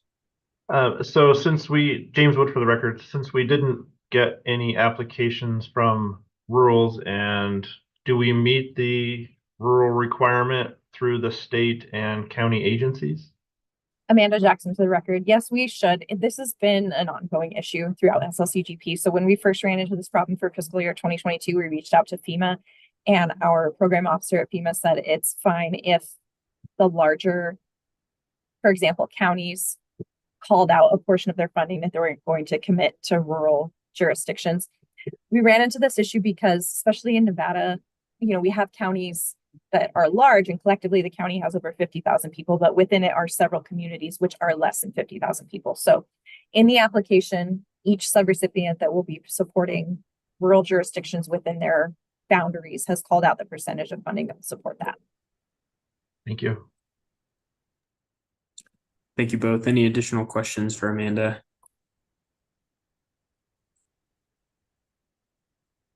Okay, seeing none, I think we're good to close out agenda item number 7, and we will move into agenda item number 8, the additional federal fiscal 24 SLCGP projects and budget proposal presentations.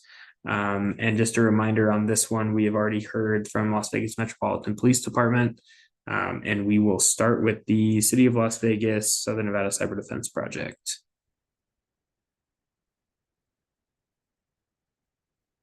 And City Arena, you'll be on deck. Do we have someone from City of Las Vegas? Yes. Just go ahead. Clarification, are we just restating the project purpose? Yes, so just a quick, less than 5 minutes, quick, presentation on what you're proposing, so the task force is aware, and then any subsequent questions they may have. Absolutely. So the City of Las Vegas seeks to establish the first of its kind early warning threat intelligence system through a unified cloud master. So this is essentially a system that's designed to share anonymized threat intelligence that will help facilitate proactive protection between not only the City of Las Vegas, Southern Nevada Health District, but also UNLV. The platform is going to definitely emphasize collaboration amongst other agencies that are willing to participate in this operational independence and autonomy. So we recognize that the challenge of this current state is that there's a lack of real-time information sharing, that there's reactive approach to cyber threats, and there's insufficient preparation of time. So the essential future state that we are proposing with our solution is that we have collaborative intelligence sharing. We're able to integrate with a SOC and a SOAR, as well as provide privacy protection, focus on interagency collaboration, and have proven effectiveness. So ultimately, this project through the Unified Cloud Master will not only address immediate cybersecurity challenges, but it also aligns with Nevada's vision for responsible AI governance, as discussed at the AI Roundtable of 2024. By creating a platform that essentially is going to be able to collaborate security and integrate with existing SOC and SOAR infrastructures, this initiative is going to ensure that the public sector agencies are equipped to defend the evolving cyber threats while maintaining privacy, transparency, and public trust. Are there any questions, or would you like a visual diagram? Thank you very much. Any questions for the City of Las Vegas team? Okay, I think we're good with that. Thank you so much. We will now move to City of Reno. Hi, Angela Phelps, City of Reno, for the record. The first request will be to replace our backup and disaster recovery system. It is for our on-premise servers. Our current servers are past industry standard, and they have significant security holes that we need to remediate. So just a reminder that our backup environment protects our police, fire, our SCADA sewer environment, our traffic light system, and then the regional dispatch. Just put it on a different. So that's the request in general. I'm going to let Brantley Hancock, our senior cybersecurity analyst, expand on the backup proposal, and then he's going to jump into a vulnerability scanning proposal. So Brantley Hancock, senior cybersecurity analyst, for the record. So to expand on it, our current backup system was bought with like one-time CARES Act money. So there is really no funding currently either to replace it once it hits end of life. It is a old on-prem, like 2015 era style appliance. So backups are failing. There's never been any sort of backup encryption or like immutability or anything on the current system. So that's why we think it's a pretty big risk if we ever were attacked. We believe the project is semi-scalable to a point. Obviously, backups, it's all kind of determined on the amount of data we back up and like length of license terms and stuff. So we think that one is scalable to a point. And then I'll go into the second one is vulnerability scanning and remediation. So Brantley, I'll keep these ones separate if that's okay. Oh, and see if there's any questions on that first project before we move on to the second one. Any questions from the task force on the backup and disaster recovery? Okay, go ahead on your second one. Sorry about that. Yeah, and then the second one is for vulnerability scanning and remediation. So we currently don't have any sort of platform like a Tenable or Nessus or any of those where we can proactively test our systems for known CVEs, known configuration weaknesses, any of those things. So that's what we're proposing with this one, is hopefully to get a multi-year license to stand up a platform to scan both our external looking in, internal network, and potentially SaaS applications, depending on what the final RFP proposals would come back with. This one we believe too would be scalable relatively easily. So that's what we have for that one. Okay, thank you very much. Any questions for Brantley on that second project? Okay, hearing and seeing none.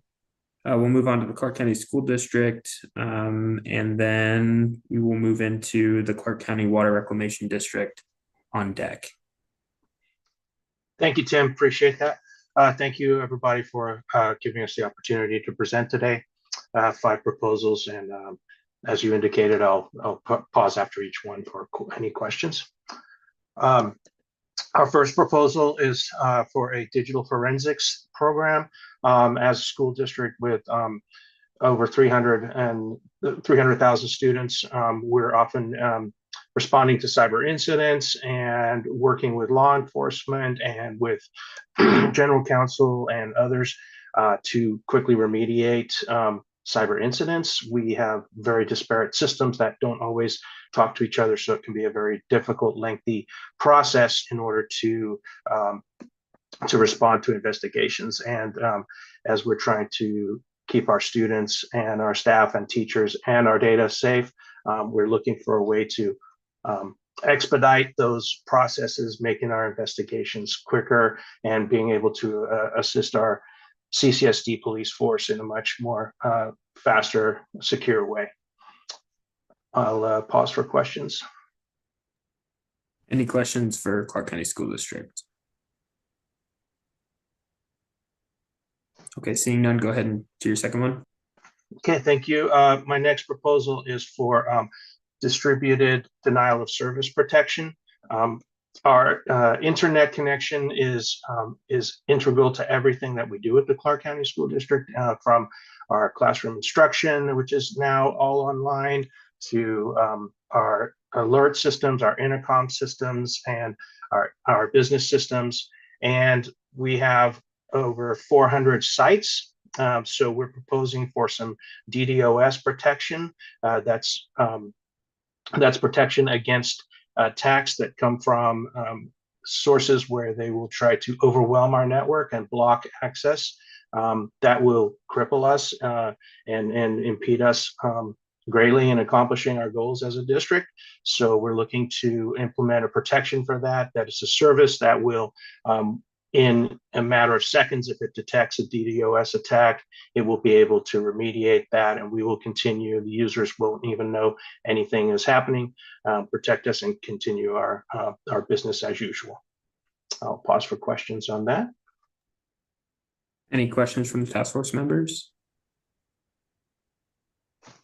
Hearing and seeing none, go ahead with your next one.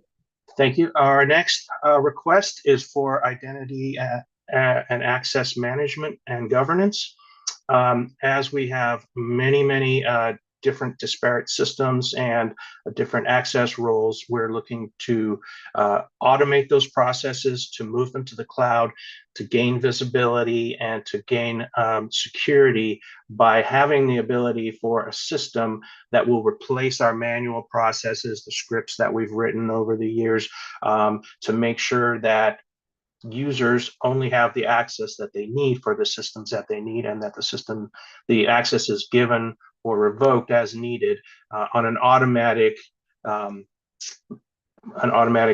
basis, using some artificial intelligence and other means, but bringing our systems up to standard so that we can keep our data secure, and bringing it into a modern day best practices scenario, rather than what we have now, which has been pieced together over many years. So we'd like to modernize that process and automate it. I'll pause for questions on that. Thank you very much. Any questions from members? Okay, go ahead and move on to your next one. Thank you. Our next proposal is multi-factor authentication for students. As the topic of multi-factor authentication comes up a lot, and most of us know that it is a very important security piece. However, it's been historically difficult to enforce with students. They don't all have devices or phones. Some of them are very young. We're talking from pre-K on up, but we have a system that we can use with our Clever portal, which is our portal that grants access to students to all of their instructional programming, and it can use badges that are printed out. It can also use picture recognition, so even little kids can point to a picture of an animal or another symbol that they can recognize. So another step in securing our system and keeping our students and their data safe. It's an extension of the multi-factor authentication, but usable by all students of all ages and all grades. And I'll pause there. Thank you very much. Any questions? Adam, go ahead. Adam Miller for the record. Hey, Carl, how many years does the licenses cover for MFA?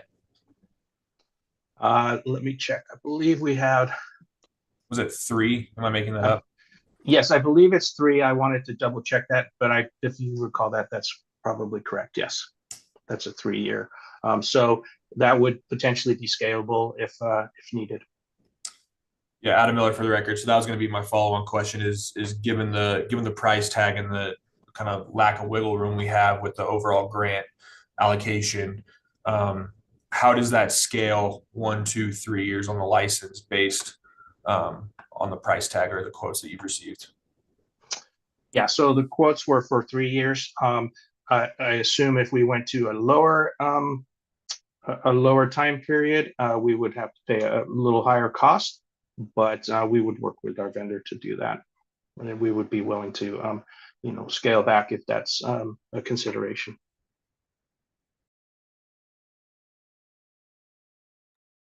Thank you both. Any additional questions? James, go ahead. Can we get the Clark County School District to rank the projects that they've submitted in their preferential order? Yes, I'd be happy to do that. Should I submit my last one first and then give you the order of all 5? Yeah, let's run through it real quick, your last one, and then we'll see what your ranking looks like. Okay. So my last one is to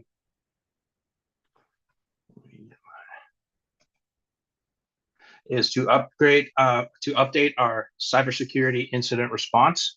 In the last few years, we have through our cybersecurity program, we have developed incident response programs, incident response playbooks. We have conducted tabletop exercises for incident response. We have found these immensely useful and valuable. We have expanded from just our division into our distributed IT partners. We have for example, we have the largest transportation fleet, the transportation department. We have the largest food service production and distribution. So we're taking that beyond, we've taken that beyond our just our core IT into our distributed IT colleagues. And then what we need to do now is to revisit these, to update them, to reassess, to analyze for any gaps that we have. As some of these plans now are reaching a couple of years old, it's something that we need to do at least on an annual basis. So that's what we're proposing. I'll pause for questions and then I'll give you my priority list. Awesome. Any questions from members of the task force? Okay, hearing and seeing none, go ahead and give us your ranking, Carl. Okay, my number 1 would be multi-factor authentication for students. Number 2 would be the identity and access management governance. Number 3 would be digital forensics. Number 4 would be distributed denial of service protection. And number 5 would be incident response update. Understood. Thank you very much. Any questions following that?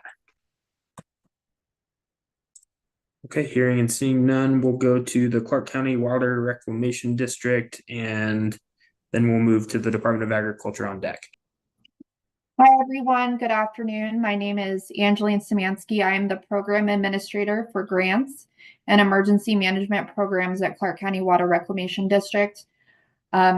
We are asking for $33,289.48 to support the purchase of an advanced firewall security appliance cluster.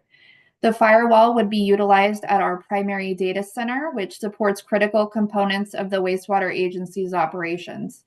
The firewall currently in use will be repurposed at our disaster recovery site, allowing the district to improve resilience to cybersecurity attacks and avoid operational interruptions. By implementing this dual-layered security approach, the district will gain improved threat detection and prevention, enhanced network performance, increased redundancy and reliability, and support compliance and risk management. As background, Clark County Water Reclamation District is a critical infrastructure agency providing wastewater services to unincorporated Clark County. We serve the Las Vegas Strip, Allegiant Stadium, and over 250,000 customers. Water reclamation's treatment processes allow our community to utilize additional credits of the Colorado River, our drinking water source for the Las Vegas Valley.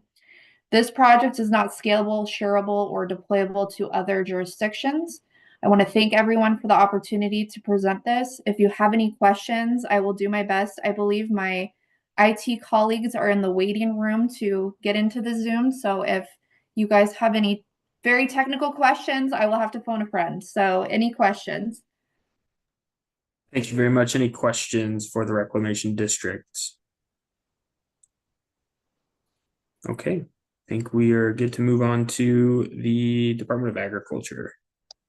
Thank you, Jake Dolly for the Department of Agriculture. Our next project is a relatively small but fairly urgent one. We've discovered fairly recently that our single sign-on function that runs identity and access management for our about 10 internal applications is based on technology that's no longer supported. It's based on a .NET Core technology that stopped being supported by Microsoft in the end of 2022, and so needs to be migrated off of that technology as soon as possible. We have selected the Nevada State Digital Identity System as our preferred solution and have worked with Microsoft to estimate what it's going to take to migrate to that system, and that's the $39,600 that we have requested as part of this grant. It will allow us to not only secure it on technology that is currently maintained, but also to integrate us with the rest of the state identity and access management going forward using Microsoft Entra ID and using Azure B2C as the base technologies. But it will also allow us to implement multi-factor authentication, which is not a current function. I'll go ahead and take any questions on that. Any questions for Jake with the Department of Agriculture?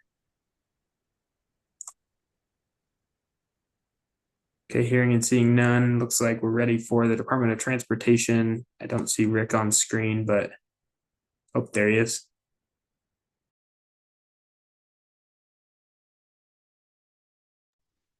There we go. Can you hear me okay? Yes, sir. Go ahead. Okay, good deal.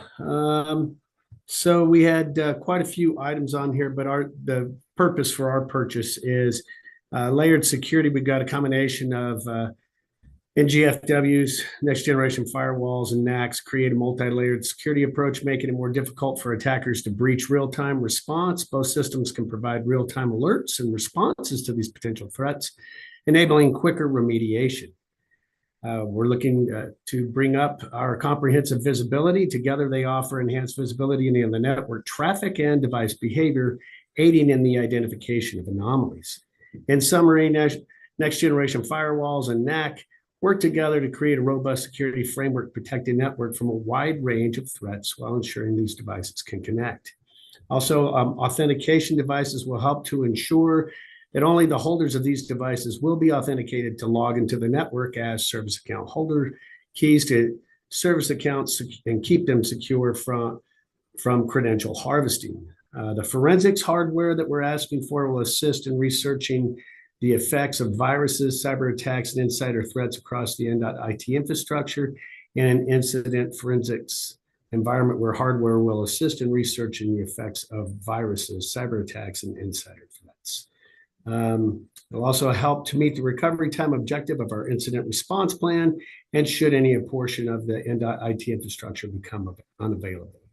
That's primarily the justification for the equipment that we're asking for and the systems that we're asking for, as well as finally the satellite uplink so that we can provide that service. And that will include out to some of those rural areas where we need to have that coverage, because if our primary line goes down, we got to have something for a backup. And that's something that could act to service other agencies as well. And that's all I have on that, pending any questions. Thank you. Adam, go ahead.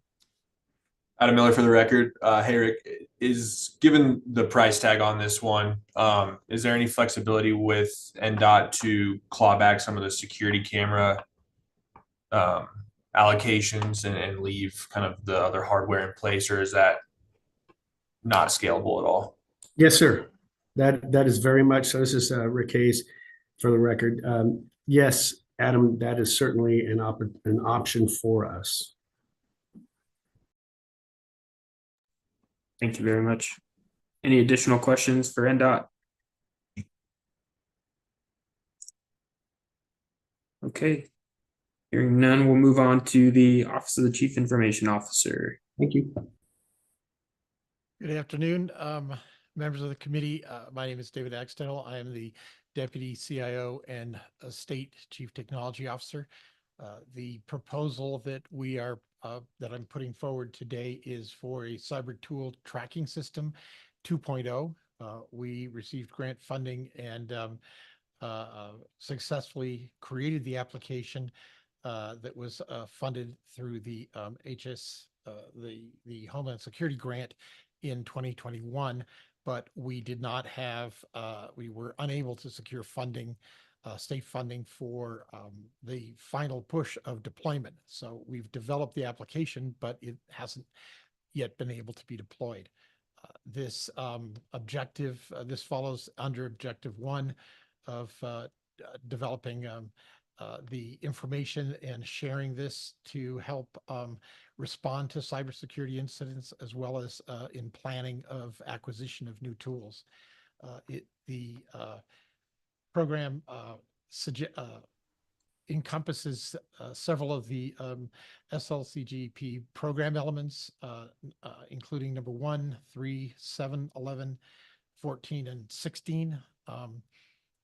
Much of these elements involve sharing information and collaborative efforts between the state entity and the other jurisdictions, the other political subdivisions, including rurals and tribals.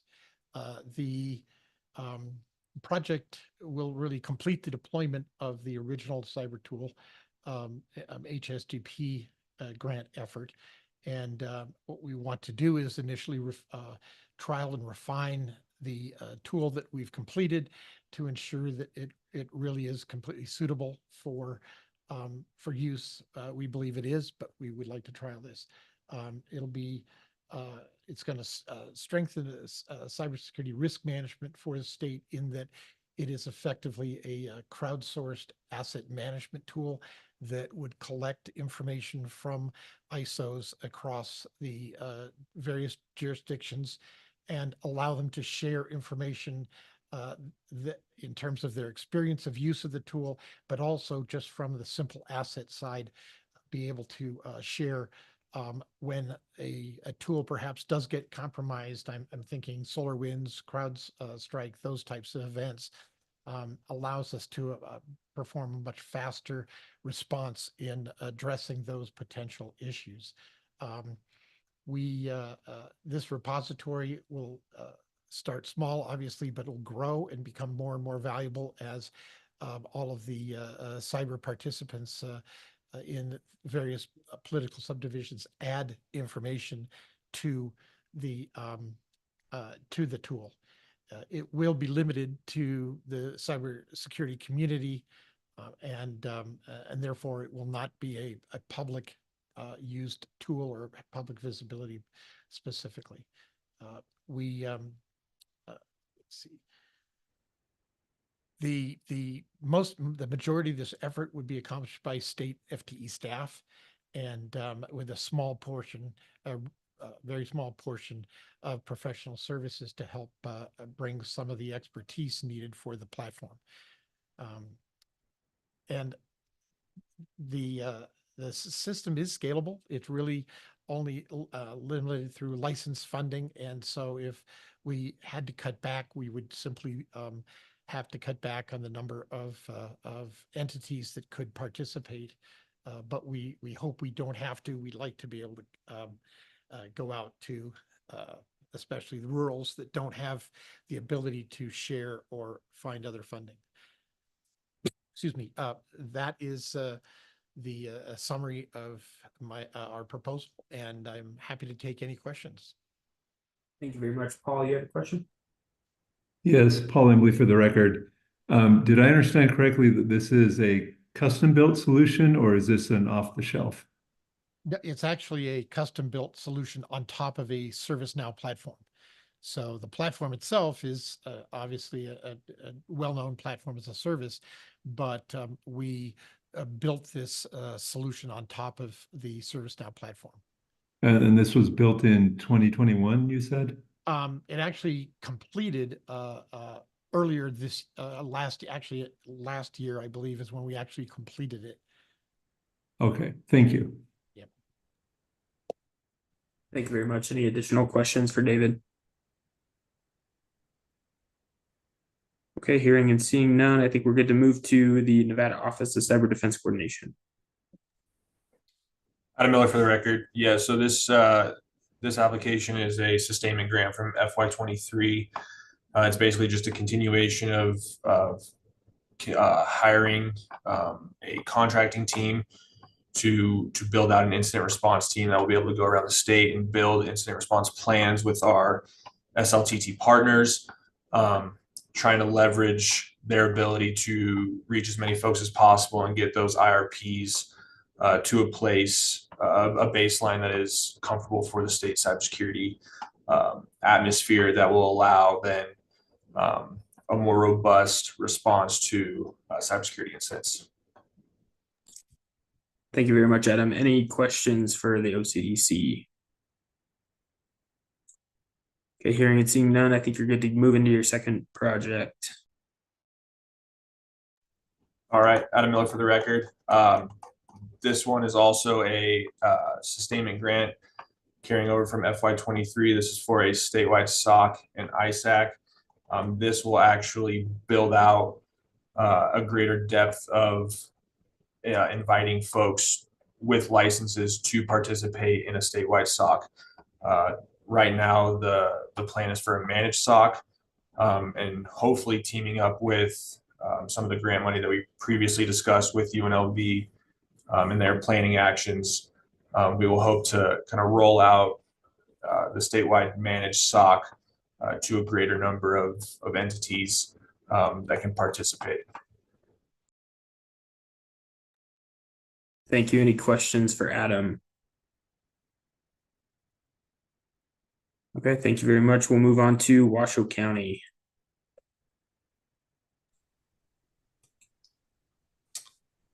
Hello, for the record, I'm Sergeant Sam Vanderwall with the Washoe County Sheriff's Office, managing the Northern Nevada Cyber Center. For my 2024 grant submission, I included similar requests to those in my 2023 application, as it was unclear at the time if the 2023 grant would be fully funded. Additionally, the 2024 grant extends out further to address needs beyond what the 2023 grant can address. Real quick, just to make sure I'm clear on which one. Are you proposing the Washoe County proper one or Washoe County Sheriff's Office? Is it item P or U on the? I apologize. I'm in the Sheriff's Office, so if I jump the line, I can back off. Nope. We'll have you you'll be the last one after Washoe County Emergency Management in the school district. There's a few Washoes on the list today. Is there anybody on from Washoe County? This is Jessica Adams-Lopes for the record for Washoe County Emergency Management. I'm going to defer to Technology Services because they applied for this grant. Okay, perfect. Thank you, Jessica. Is there anybody on from Tech Services with Washoe County? I see him on the list. There we go. There you are. Would you like us to talk about this, James? Yes, sir. This is CJ Bauer with the Washoe County Cybersecurity Team for the record.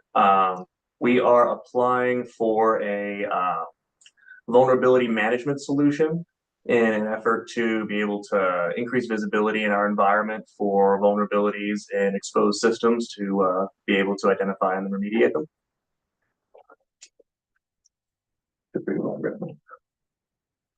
This is Tal Zamak, also working for the Washoe County Cyber Team. The main goal of this is really to align with CIS controls as specified in NRS. So just wanted to add that as well. Perfect. Any questions for the Washoe County team? Okay, seeing none, I think we're ready to move on to the Washoe County Emergency Management and Homeland Security Program. Jessica, I think this one might be you. Hi, Tim. This is Jessica Adams Lips for the record again, and I'm going to defer this one to the Second Judicial District Court since they applied themselves as well. Perfect. Go ahead. Good afternoon, committee. Thank you for your time. I'm Chris Long. I'm the Chief Information Officer for the Second Judicial District Court. Our court supports and impacts more than just our agency. We serve the public and interagencies such as the Sheriff's Office, District Attorney, Justice Courts, public defenders, and alternate public defenders. The District Court has several public-facing sites that help the public file cases, file protection orders, gain information on many court services. We're seeking this grant to improve our cybersecurity. With over 22% of our service area being rural, the ability to access the court systems is crucial. Our objectives cover Objective 3 and the program elements 3, 5, and 10. The first item is professional services to assist with configuration compliance with security standards and ensure completions of the requested project. Do you want me to continue on? Yes, go ahead. Okay. Password security. This is for a system to protect our system administrator passwords so they're not in the clear, and we can verify that those passwords are not used on the dark web. Multi-factor authentication platform, a dual factor to ensure that who accesses our network is who's supposed to be accessing our network. We're also looking at a cybersecurity platform that keeps our workstation, server, and mobile devices safe from malware, ransomware, URL filtering, bad IP blocking, and dangerous cyber threats with 24/7 monitoring. We're also looking at a system for proactive alerting to preempt infrastructure issues with automated trending and capacity planning with proactive alerts sent via email, Teams, or text messaging. We're also looking to replace some old network switches that have new abilities to create IP fabric with VLANs and reducing the strain on the network IT personnel. Also, Wi-Fi access points to replace our old, less secure ones with new ones that can operate with guest mode, BYOD, enterprise level range authentication, and granular network policies. The courts can make some of our projects scalable. Let me know if you have any questions. Thank you very much. Any questions for the Second Judicial District? Okay, I think with that, we'll move on to the Washoe County School District. Is there somebody on from the Washoe County School District ready to present? Hi, yeah, that's me. My name is Austin Smith. I'm the IT Security Officer for the Washoe County School District. I have 3 projects that I am presenting today. The first one is for a cyber forensic suite. That cyber forensic suite will enable us to capture, catalog, and analyze evidence, whether that's for incident response or criminal activity, because we do support a school police department as well. When we're getting tools like that, currently we're using open source tools, but we really want to validate the integrity of the data and make sure that we can reach out and touch those systems that are out at our 103 different schools. I'll pause for questions. Thank you, Austin. Any questions for the school district? Okay, I think you're good to move on to your next one. Great. So our next project is for modernizing our disaster recovery infrastructure. I think a lot of other agencies have a kind of a similar problem that we do, where we've got aging backup infrastructure. And really what we want to do is we want to modernize that. That'll improve our recovery speed. That will make sure that we have redundancy and that we've got immutable storage so that we can recover from a ransomware or other cyber attack event. Thank you. Any questions on this project? Seeing none, I think you're good to move on to your third. All right. And then this one is for an email security system. So this is actually a sustained project. We were previously awarded grant funding through the FY23, I believe. And the intent behind improving or implementing and maintaining our email security suite is that email is the most common vector for organizations to get compromised, with 91% of cyber attacks starting from an email. Traditional solutions really rely on reputation, which takes something to become malicious ahead of time before it can be stopped. So we're really looking retroactively. And what we want to do is we want to have a proactive solution that analyzes attachments, that analyzes email and holistically and heuristically before it hits our environment and we have to deal with incident response. And then because we're a large public facing organization, it's a very common attack that we have to deal with on a regular basis, like many of you others. Thank you very much. And I think in line with some of the previous conversation, if you wouldn't mind ranking your projects, so that we can consider that when we're ranking the full suite. Absolutely. So my priority number one would be our email security system. And then second would be our disaster recovery system. And then our third would be our cyber forensic suite. Perfect. Thank you very much. Any additional questions for Washoe County School District? Hearing and seeing, yeah, thank you.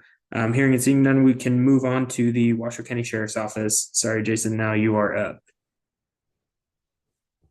I apologize for jumping earlier. For the record, I'm Sergeant Sam Vanderwall with the Washoe County Sheriff's Office, and I manage the Northern Nevada Cyber Center. For my 2024 grant submission, I included similar requests to the 2023 application. At the time of the 2024 application, it was unclear if the 2023 grant will be fully funded. And additionally, the 2024 grant extends out further to address needs beyond what the 2023 grant would address. My three requests for 2024 are number one, licenses for Cellbrite, Insights, and Guardian. This would address the year following what the 2023 grant would address. As a reminder, we use Insights to assist our customers with digital forensics and Guardian to securely store and deliver their digital evidence. We have a 3-year contract with Cellbrite. It allows us to access their latest tools at a lower cost than similar agencies.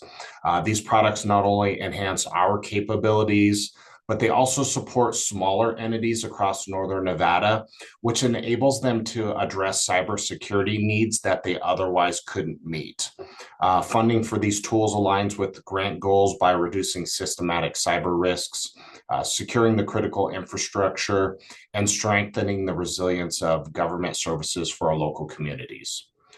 Number two, a Liebert EXS UPS, which is an uninterruptible power supply. Since this line item was funded in the 2023 request, I would request to remove this from my submission. This would lower the overall grant request by $40,000. And number three, SANS training courses to cover a wide range of essential cybersecurity topics. As noted earlier, I requested the same courses in the 2024 for 2024 and the 2023 funding. These courses are foundational and provide a structured progression of knowledge that are critical for training our detectives and our investigators that have varying skill levels. Our cyber center has over a dozen personnel from 6 different agencies, and each of them has a diverse level of experience. Continued funding is crucial to consistently enhance their skills, especially as members transition out of their role or retire. So this type of funding ensures that our team remains capable addressing evolving cyber threats. The Northern Nevada Cyber Center, we're committed to maximizing the impact of these resources to protect the communities across Northern Nevada, not just our own, and strengthen the critical infrastructure. So thank you for considering this 2024 grant proposal. Thank you, Sam. Sorry, I think I called you Jason at the beginning. Appreciate no your worries. That's okay. I presentation. interrupted you earlier. Not a problem at all. Any questions for the Washoe County Sheriff's Department?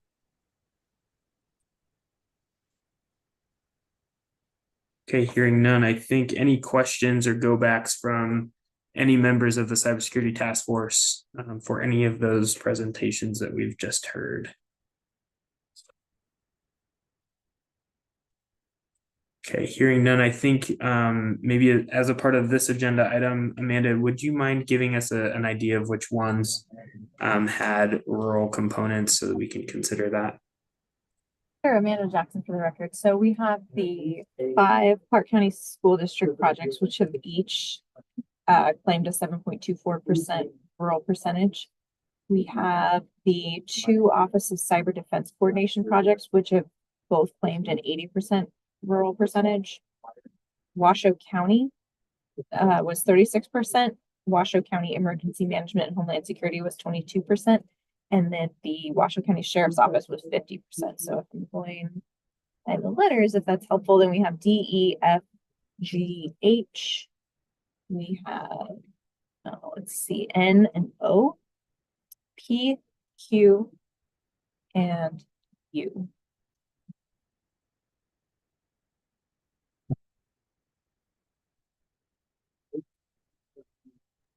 Perfect, thank you. Unless there's any questions from members of the task force on that, I think we are good to close out agenda item number 8 and move into agenda item number 9, which is the ranking portion of this year's grant projects. Amanda, would you mind running us through a quick brief? I know we did this earlier, but I think it's always good to have a quick run through of what we're about to do before we start. Amanda Jackson for the record. So each task force member will go through the list of projects and rank them on the order from 1 to 21. We have 21 projects, so rank them from 1 to 21, and then I will go through each person individually, have them read out their scores. I will read them back for the record, and then we will sort that on the ranking sheet and apply that to the allocation sheet and see where the line is. Thank you, Amanda. Any questions before we get started? Was 10 minutes enough time for everybody the last time? Anybody need additional time? Or can we come back at, let's make it even at 3:30? We'll give it a little bit more than we did last time. Sounds perfect, Chair. Okay, perfect. We will do that. We will return at 3:30 to go through our rankings.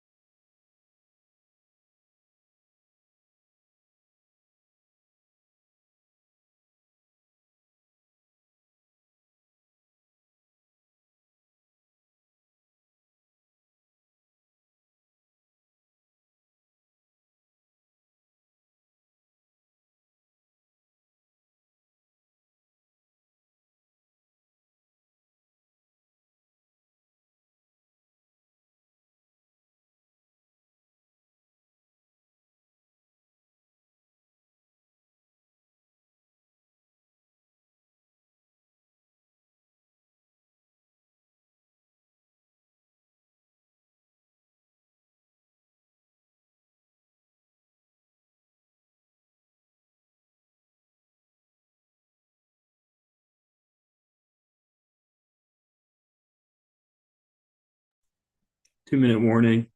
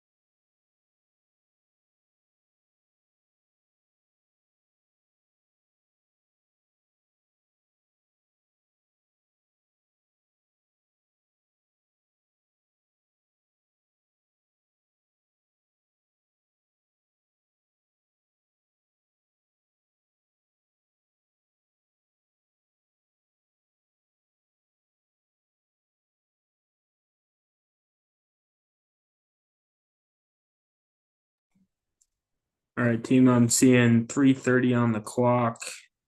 Let's make our way back to the meeting and get this closed out.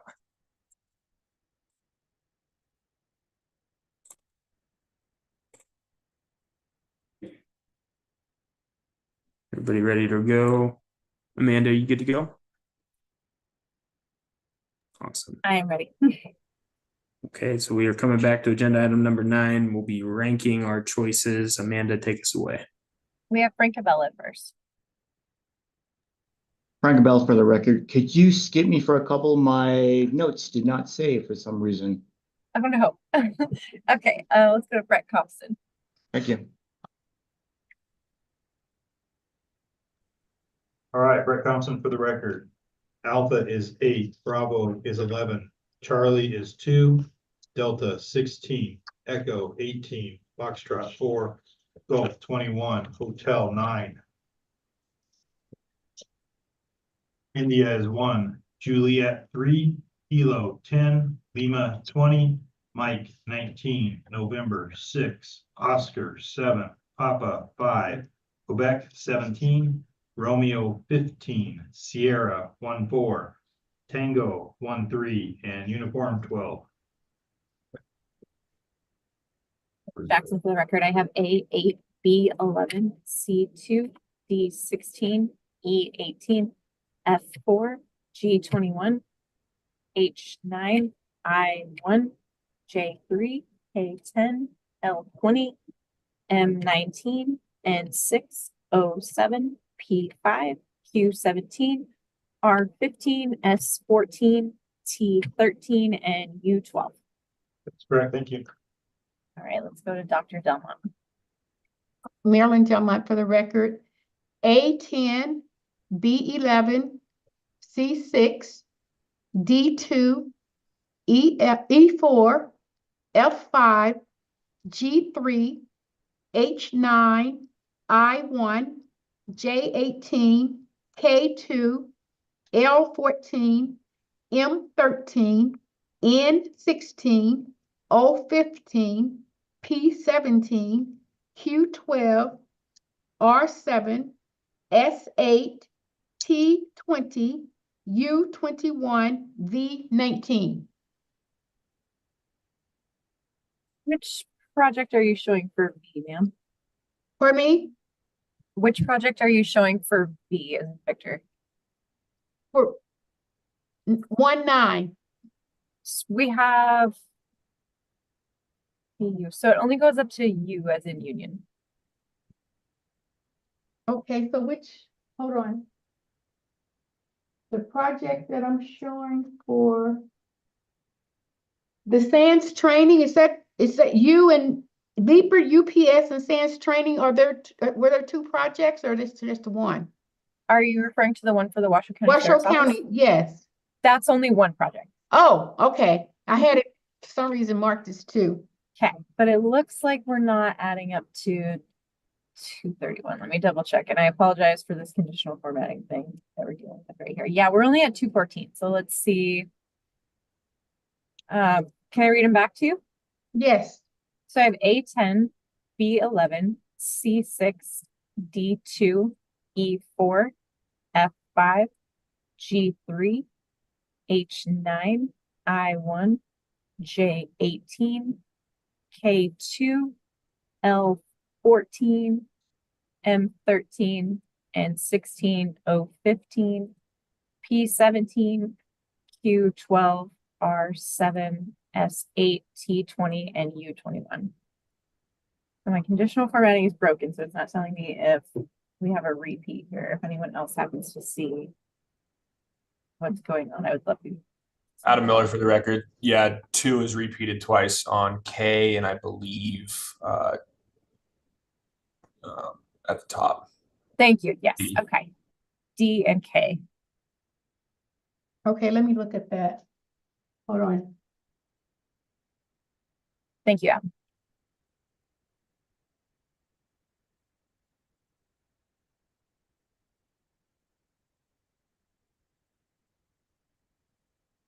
Can you come back to me? Absolutely. Yes, ma'am. We'll go ahead. Mm-hmm. Do this. So let's try Paul Embley.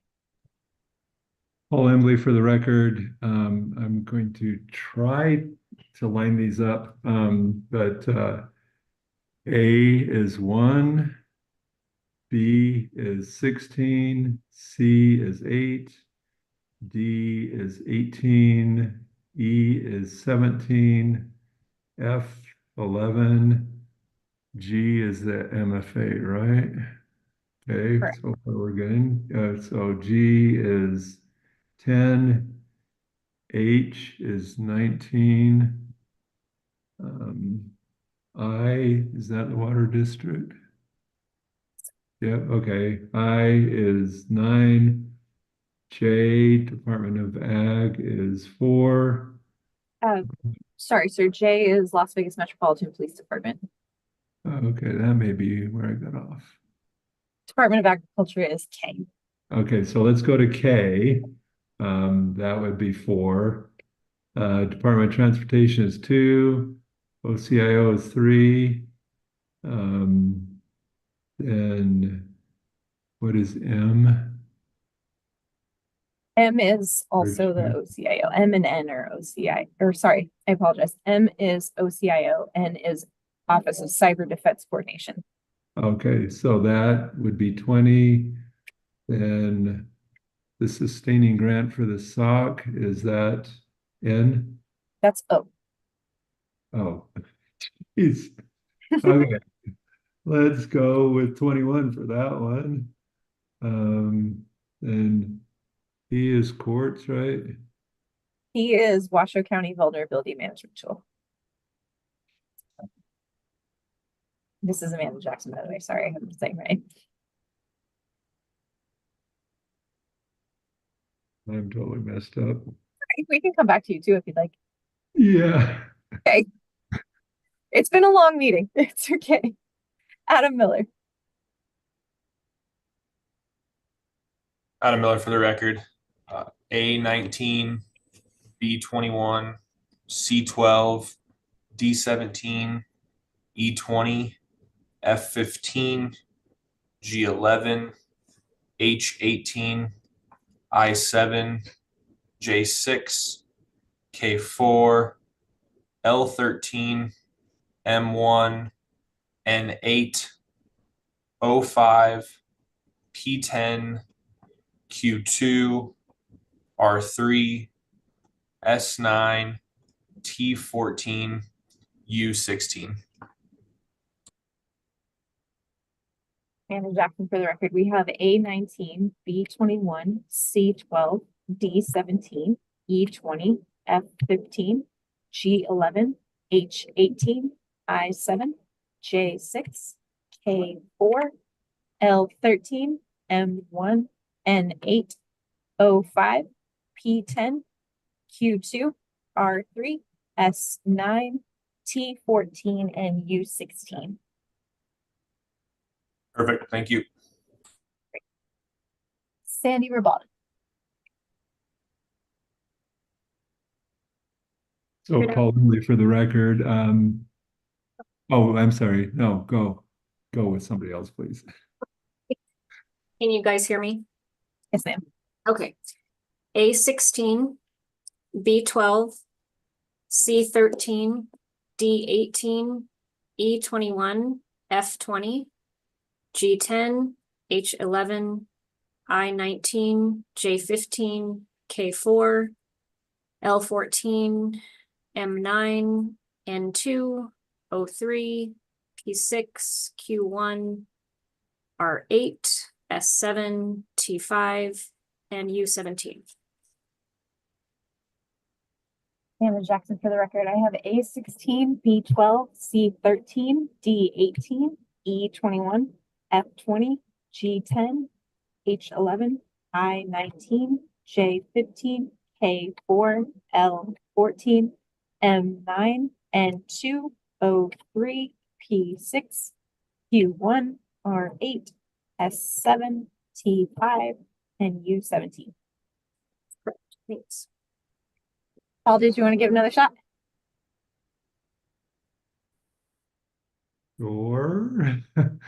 Paul Embley for the record. Okay, let's go with A1, B16, C8, D18, E17, F11, G10, H19, I9, J4, and L is what?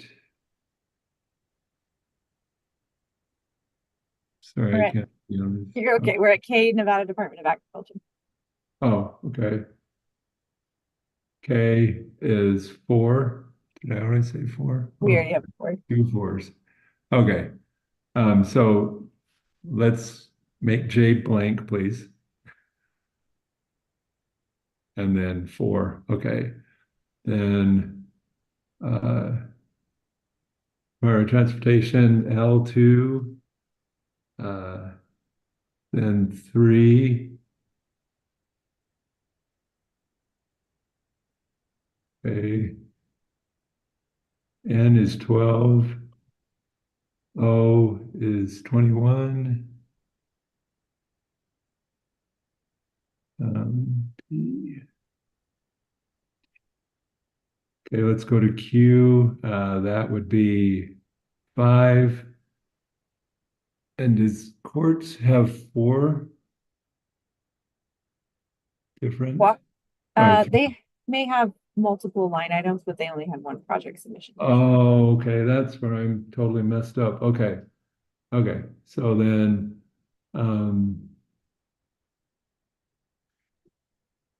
I am going to, so please leave those and I will, then you can come back to me. Thank you. Sounds good. James Wood.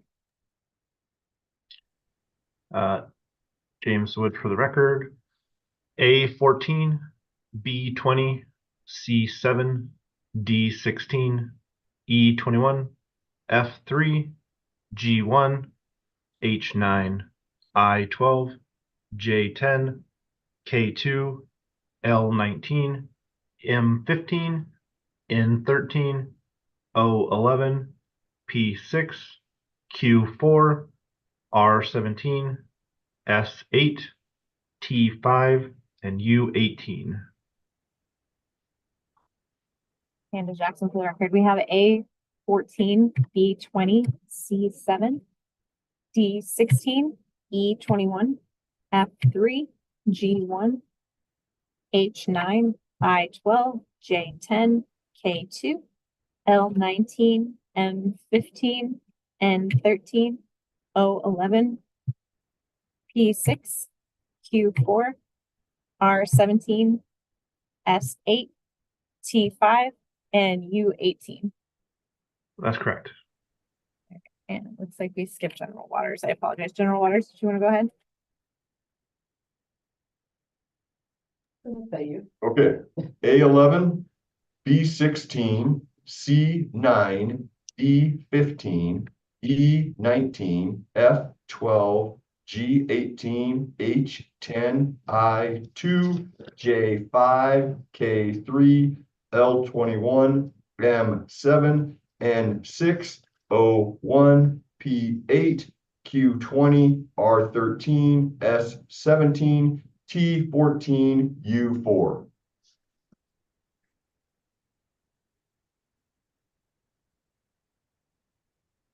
Amanda Jackson for the record, A11, B16, C9, D15, E19, F12, G18. Real quick, I apologize. D was 15. D for this one, D15.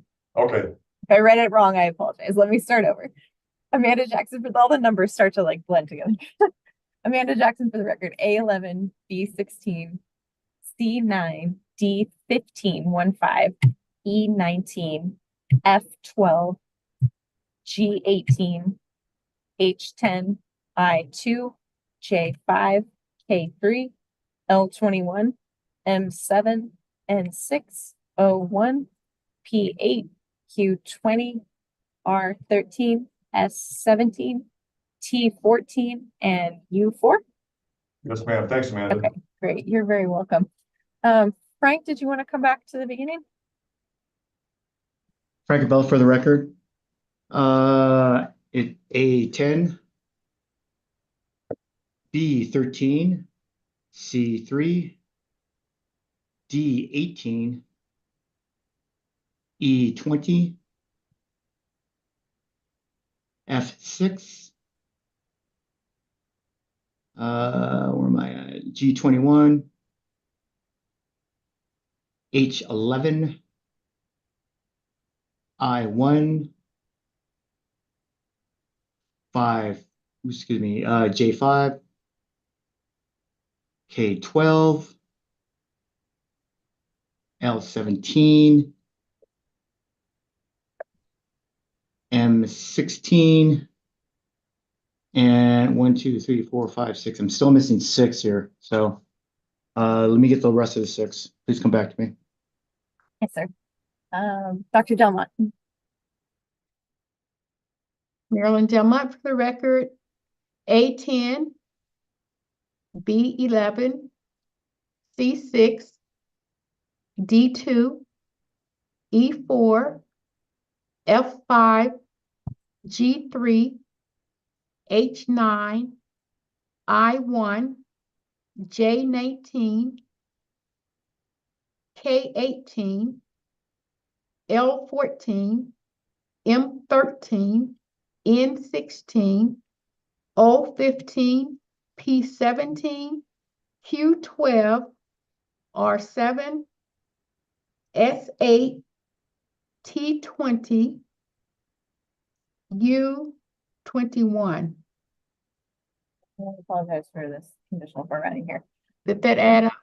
Yes, ma'am. It sure did. I'm going to Thank read them you. back to you. Amanda Jackson for the record. I have A10, B11, C6, D2, E4, F5, G3, H9, I1, J19, K18, L14, M13, N16, O15, P17, Q12, R7, S8, T20, and U21. Is that correct? Yes. Great. Paul, do you want me to come back to you, or should I go on to Bob and then Frank can come back around? Let's give it another try. I think I figured out where I was. Okay. Okay. Would you mind starting from A and just going back down again so I can make sure I have them all correct? Sure. Paul Embley for the record.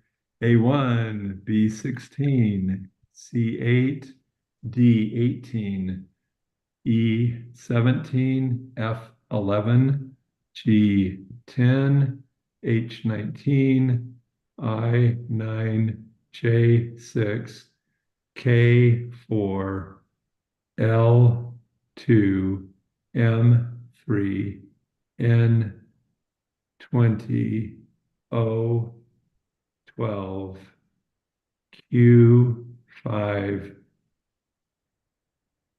Did I skip P? We skipped P, yeah. Okay. P13. P is 13. P as in Paul is 13. P is 13, yes. S 14, T 7, U 15, and V 21. So it looks like we skipped R. Skipped which one? R for Washoe County School District Cyber Forensic Suite.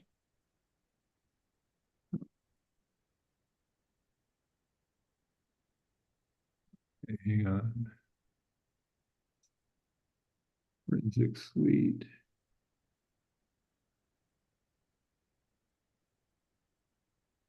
I know it's in here somewhere. Is that a 7? No, I already got 7. So I think we're missing the 21. 21. No. Yeah, we're missing the 21. Oh, okay. 21 was supposed to be at the end. So Washoe County Sheriff's Office. Okay, so then the 15 would be R. R is 15. Yes, ma'am. And then what is U? 21 is U. 20. Okay, super.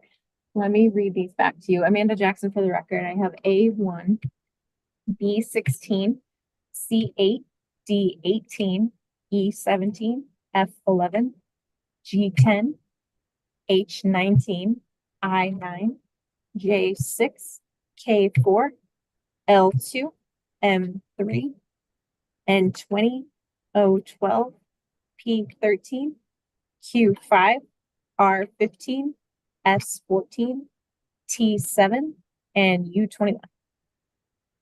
Paul Embley for the record, that's correct, and thank Great. you for your patience. You're very welcome. It has been a very long meeting. You're fine. Frank, did you want to give it a shot? Frank Bell for the record, and yes, I think I got it now. Okay, perfect. Could you start at the beginning for me just so I can double check myself? Yes, ma'am. Thanks. A10, B13, C3, D18, E20, F6, G21, H11, I1, J5, K12, L17, M16, N7. Let me mark these off. I go. O4, P. Where the heck's my P?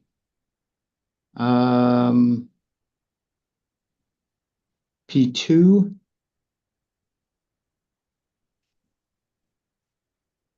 Q is. Geez, I'm missing some now again. Sorry. You're okay. Could you scroll up a little for I can see the bottom? Scroll, see the bottom Right ones? there, stop. Yeah, Okay. I can go from the bottom. Okay. Also, I know U is 13. T is 8. So now I'm just missing Q, R, and S. All right. Oh, R is. Sorry, R is 2. Take that P out. P2 is not that. And so I need, what numbers do I need left? Let's see. My conditional formatting is broken on this one, and I apologize. But we Yeah, got my sheet's all screwed up. 2. We got a. I think we got a 3. 4, 5, 6. We got a 7. I believe we're missing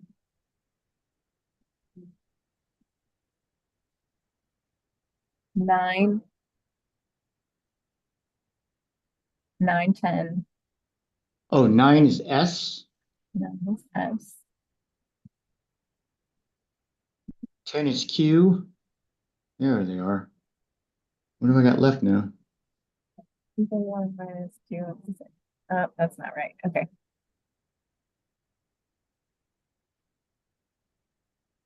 No, I think there's 2 10s in there now. Okay. I think you're right. Yeah, there is 2 10s. Take that 10 out. Okay. 12. I apologize, everyone. No worries. No worries. 13. I'm screwing you up, sorry. No, the conditional formatting is broken. So it looks like we're missing a 14. That would tell us outright. We're missing a 14 for sure. 14. Where did I put 14 at? And I believe we're missing a 15. 14 and 15? I think so. Is that what you said? It looks like, yeah. Sorry for making Yeah, it looks like it. Okay. So 14 is going to be P, 15 Q.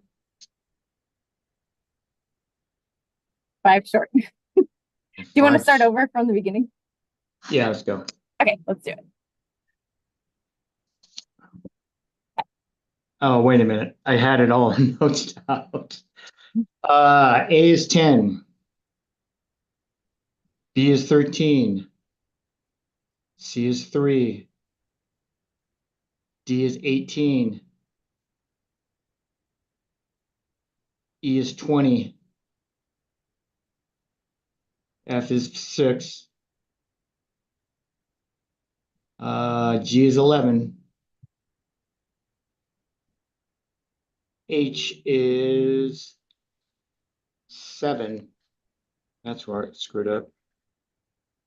I is 1.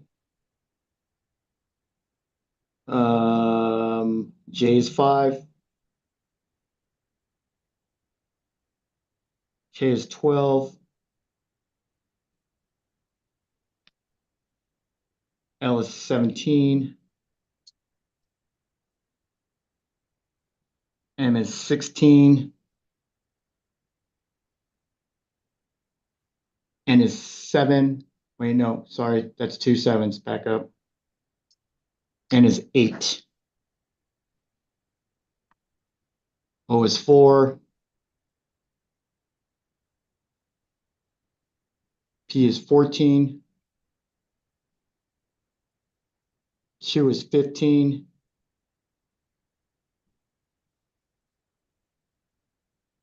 R is 2.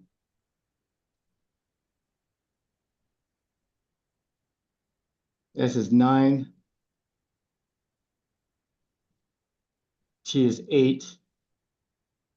We already got an 8. Do we already have an 8? We do, yeah. 10. Do I have a 10 in there already? I don't think I do. Yeah, at the 10's top. the top. 12.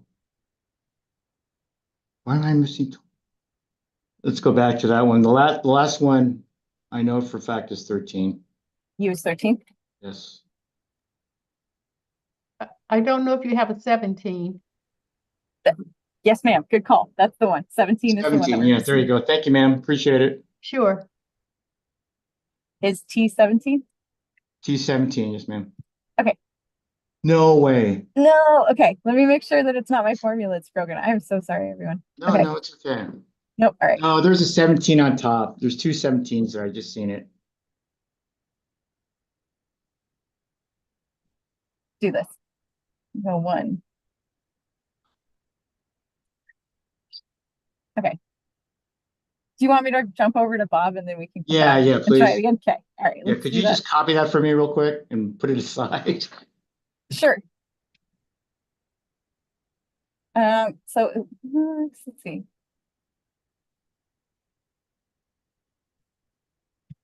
Okay, put that over there. Yeah, no worries.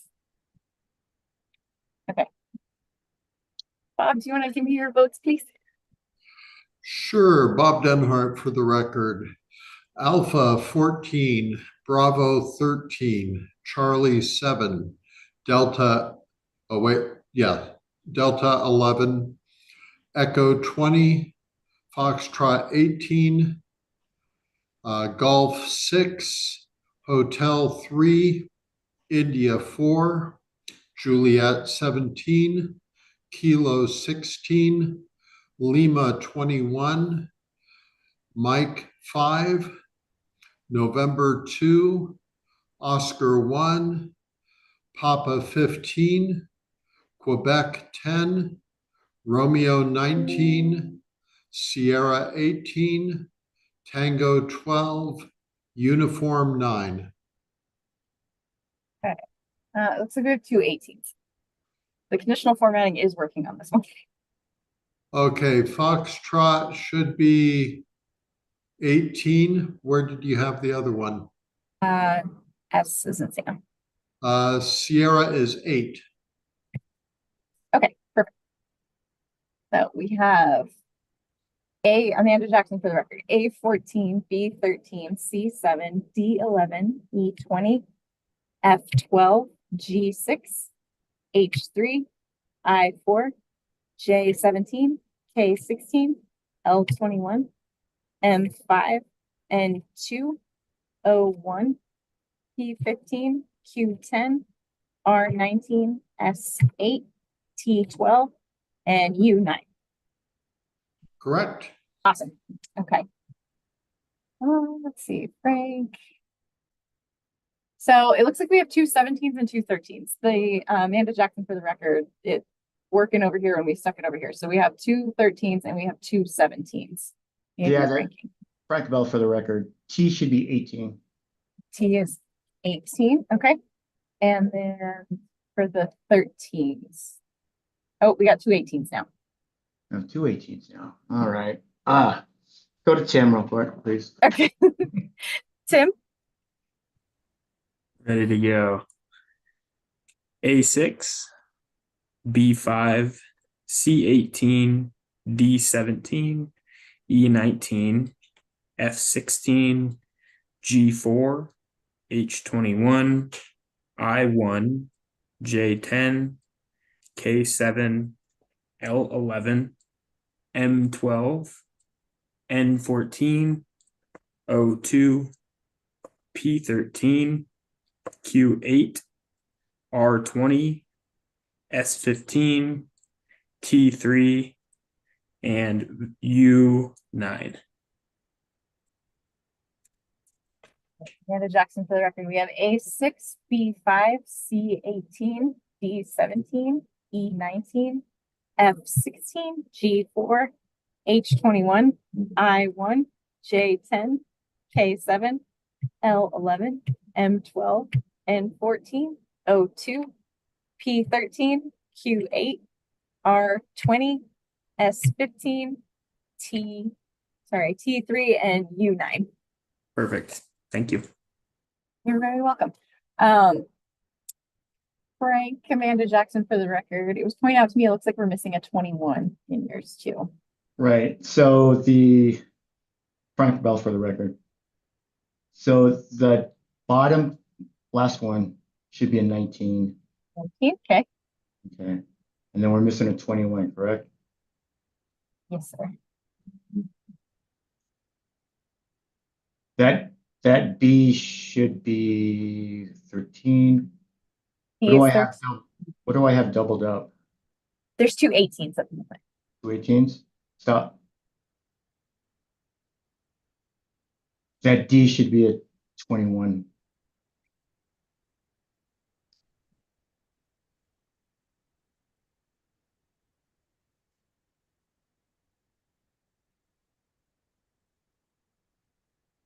So we have A10, B13, C3, D21, E20, F6, G11, I1, G11, H7, I1, J5, K12, L17, M16, N8, O4, P14, Q15, R2, S9, T18, and U19. And I'm happy to read those again because I did skip and go back if that was confusing. No, I followed it. Thank you. You're correct. Good? Okay, great. Awesome. Sorry about that. That was my No, bad. you're fine. You're fine. I'm sorry for my conditional formatting issues here.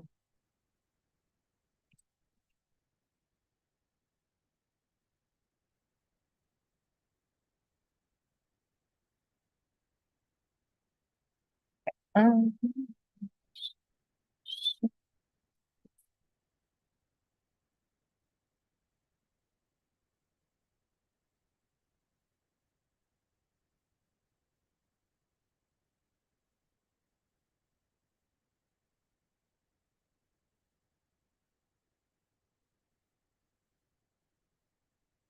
So total available projects, 3.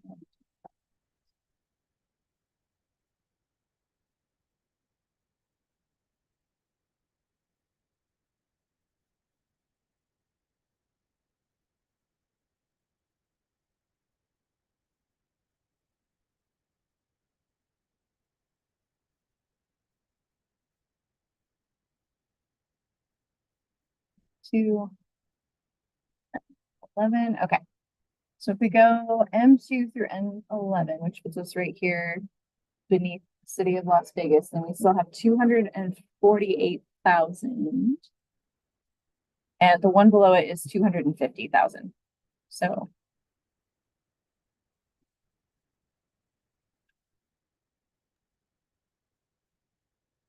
We could do 248. If we could do a reduced amount. sure. Let me bring that up here. So what's the difference in that 250,000?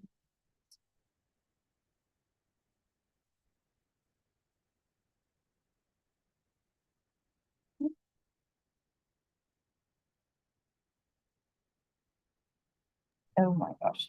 Rodney.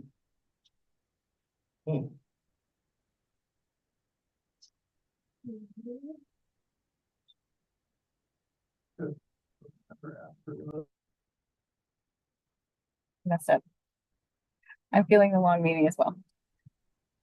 Hey Amanda, this is Brett Thompson for the record. Thank you. Can you go through where we are on the rural pass through and how close or far we are from that? Yes, let me mark this for myself so I can get, all right, so this is gonna be. Okay. So for rural, for the ones that we have at this point, 1,046,000, and we need 942. So we will be just fine with the rural. Which projects are being funded under the current scenario? Sorry, Zach, could you repeat that? It kind of cut out at the beginning. Can you confirm what projects are being funded in the scenario where the cutoff is? Yes, let me work through this again.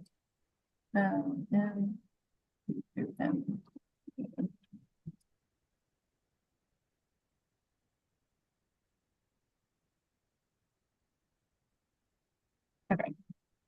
Before we allocate this $248,000, we are looking at our County Water Reclamation District, Nevada Office of Cyber Defense Coordination, Sustained Stock, Nevada Department of Agriculture, Single Sign-On, City of Reno, Vulnerability Scanning, Washoe County Second Judicial Court, Clark County School District Multi-Factor Authentication for Students, Nevada Office of Cyber Defense Coordination, Incident Response Team Staffing, Las Vegas Metropolitan Police Department with their cybersecurity project, Office of the Chief Information Officer Cyber Tool, Washoe County Vulnerability Management Tool, City of Las Vegas, Southern Nevada Cyber Defense Project. Perfect, thank you. Yeah. And I am also getting tired from the long meeting. If you're seeing something I've not seen, please let me know. Just confirming, thank you. Okay, great.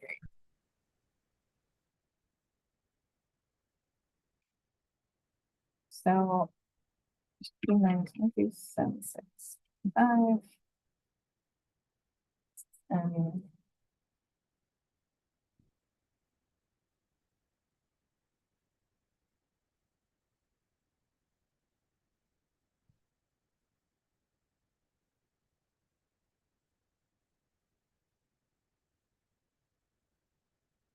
Something's not adding up. Hold on, bear with me.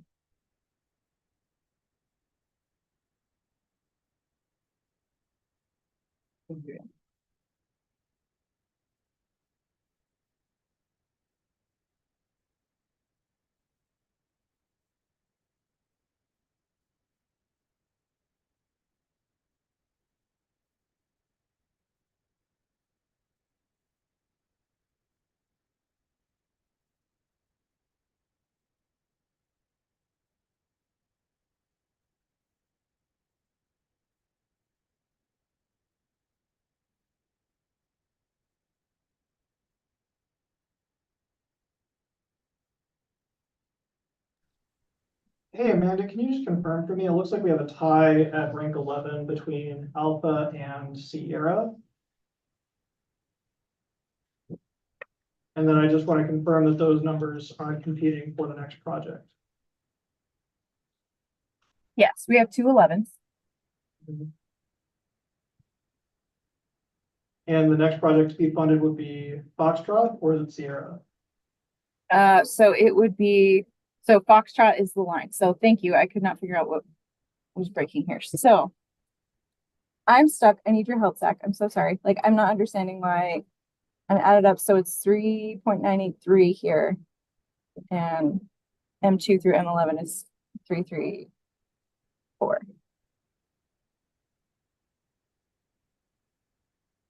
Would you be able to take over sharing your screen if you're able to figure this out? Give me just a moment. Let me Okay. So you're selecting only through line 11 up top is what you're counting, and then down below your formula is going to 12. Or the opposite. See, that only says M11, but up top when you're summing it to get your 3.9, you're going down to that's 13. Yeah, 13. see? Yes. Mhm. Okay. Thank you. I appreciate that. The numbers next to each other are throwing me off. Oops, that is definitely not going to do it. Okay. So we're over at 13, which is right here. So let's back it up to 12, row 12.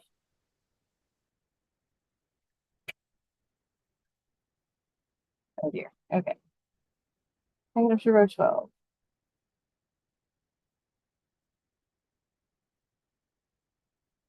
.5, so we need a 3.5. So it's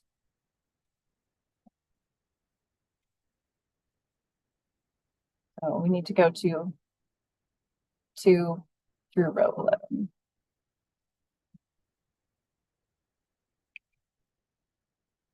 Okay.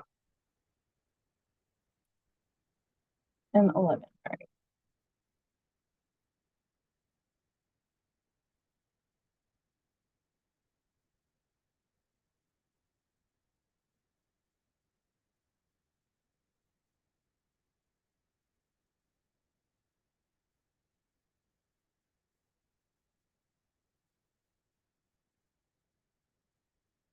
Okay, so that puts us here.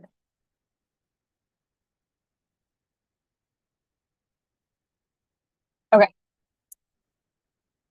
Austin, manager document for the record. Austin, I apologize. I was looking at the formulas incorrectly. Washoe County School District is below City of Las Vegas, which fell just below the red line. So we still have 248,723.55 to allocate. The next one below the line is City of Las Vegas. Can you confirm, Amanda, that City of Las Vegas and the project below it are both ranked 11 though? That is correct. So there is a tie for the next inline space for funding. Okay. What do we do in that point? I haven't seen that happen yet. Hey, Chair, this is Brett Thompson for the record.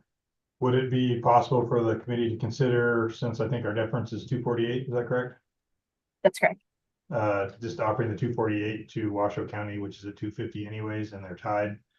It would technically be the next below the line and almost fulfill the requirement. Awful.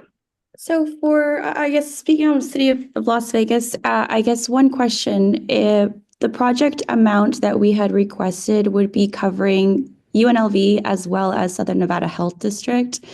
If we were to reduce our requested amount, would that be something that we would be able to be reconsidered for?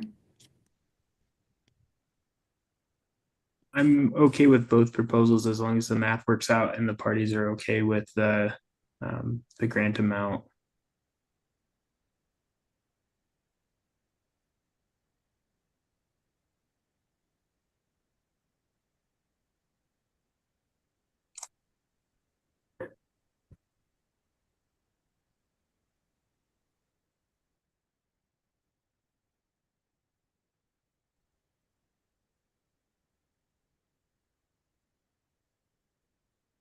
For the record, so basically what we got to decide is either between a 250 Southern Nevada cyber defense,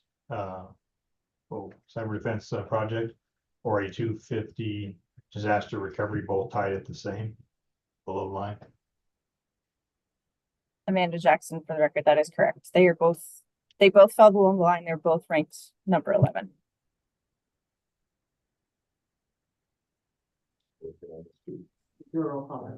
Adam Miller for the record. So just so I have this clear, it's between Washoe County losing $2,000 off the edge versus City of Las Vegas losing close to 400K on their request. Amanda Jackson, for the record, that is correct. We have $248,000 and $248,724 unallocated. So I think didn't the school district say they could come in 2,000 shy to meet the line? That's Amanda Jackson, for the record. That's correct. Yeah, that was what was communicated earlier. I had thought that the line fell Gotcha. right there, but I was incorrect. It It's fell at- actually above okay. City of Las Vegas. Sorry. No, I'm sorry. I was partly my fault.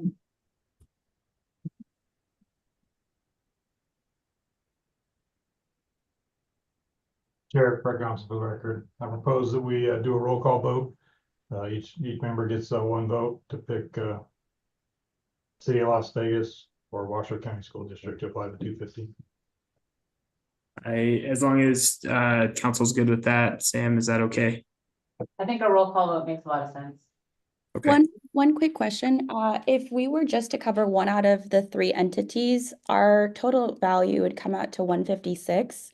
So essentially it would be splitting the remainder between City of Las Vegas and Washoe. Is that something that you guys would be acceptable to? Amanda, is that quick math that we could figure out? So we're talking about splitting the 248,723 in half and splitting them equally. Oh, I thought that there was a 350. Sorry, I was reading the wrong line.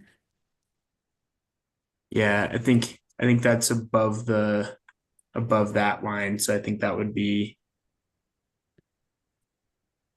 a So little if we bit split off. it in half, it would be 124, 360, 178, 57.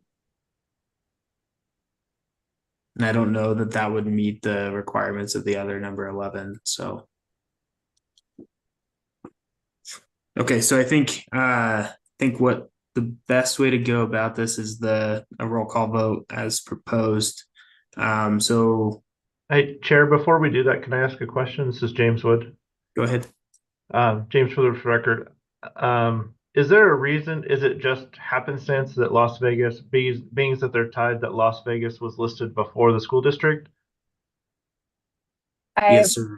Amanda Jackson, for the record, I think it has to do with the fact that this was A and this was S. Because I feel like we're splitting hairs that Las Vegas was above and below. So I think they're side by side, and this is kind of misleading that Las Vegas was above the school district, even though they're tied. Correct. And Amanda Jackson, for the record, the letters were assigned based on alphabetical order. Okay. Thank you. Marilyn Delmont, for the record. Does Washoe do they qualify for rural? Would that?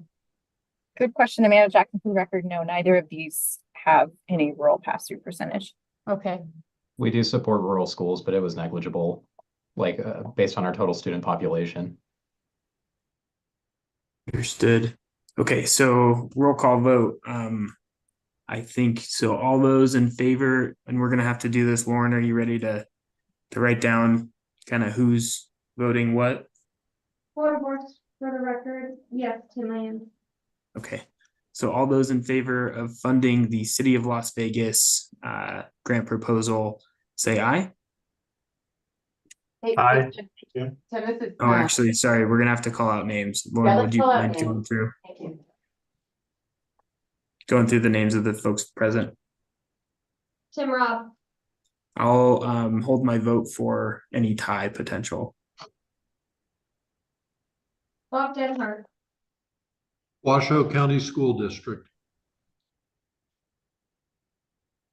thank you. Frank Abella, Washoe County School District. Dr. Marilyn Delmont, Washoe County School District. Paul Embley. City of Las Vegas. Vegas. Do you want me to go through the entire agenda or just who I was here? The voting members. That are here. Adam Miller. Washoe County School District.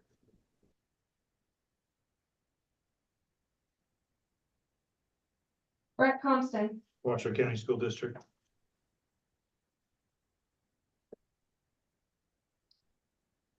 General Dan Waters.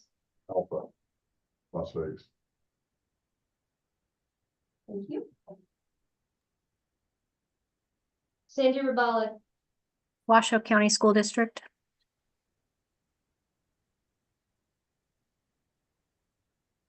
James Wood. Washoe County School District.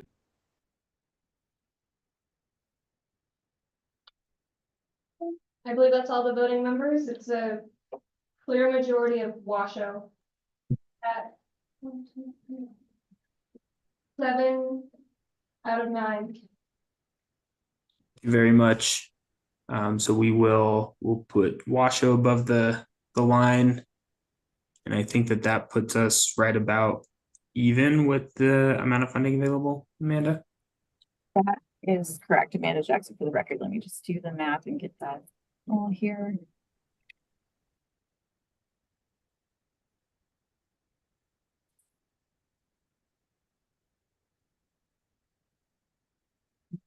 Six, 5, 12.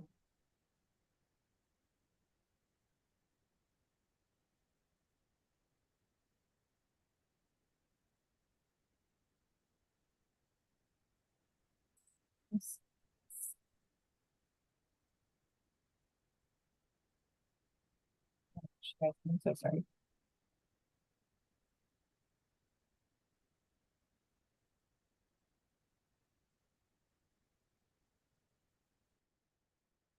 $50,000 or 27645. We're gonna do this old fashioned way. Okay, there we go. So we're at 0. Amanda Jackson for the record. We're at 0. Awesome. Thank you. Dr. Delmont, do you have a question? No. Okay. Let me lower my hand. Sorry. No, not a problem.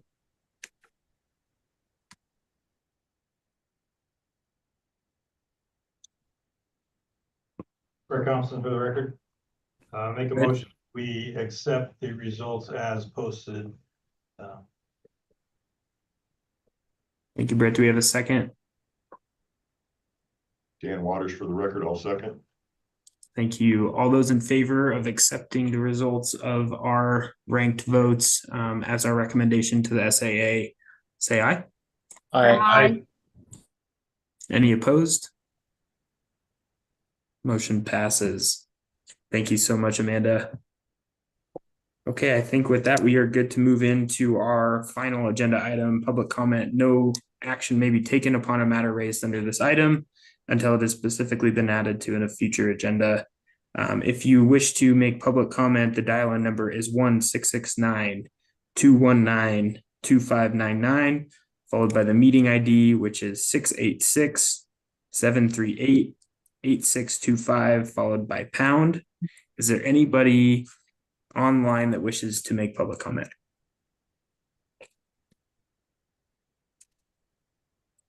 Anyone in the room that wishes to make public comment at DEM? Lauren Borst for the record. No, Chair, there's not. Thank you. And Brantley, it looks like you raised your hand. Go ahead for public comment. Yes, public comment / question. So this is just for our application that we send to FEMA, right? So they could knock some of these off saying it doesn't qualify. Like some sound like law enforcement and not really cyber. So things like that. If that gets kicked out, then we'll come back around. I'm assuming, is that how it works? Sam, are we okay to answer that question through Amanda potentially? It's really your call. We shouldn't engage in a long conversation in public comment, but if you have a quick answer to the question, that's fine. Okay. Amanda, is there a quick answer on that one? My answer to that is yes, FEMA always has the final say. Sorry, what was that? FEMA always has the final say in what Tim, you went on mute.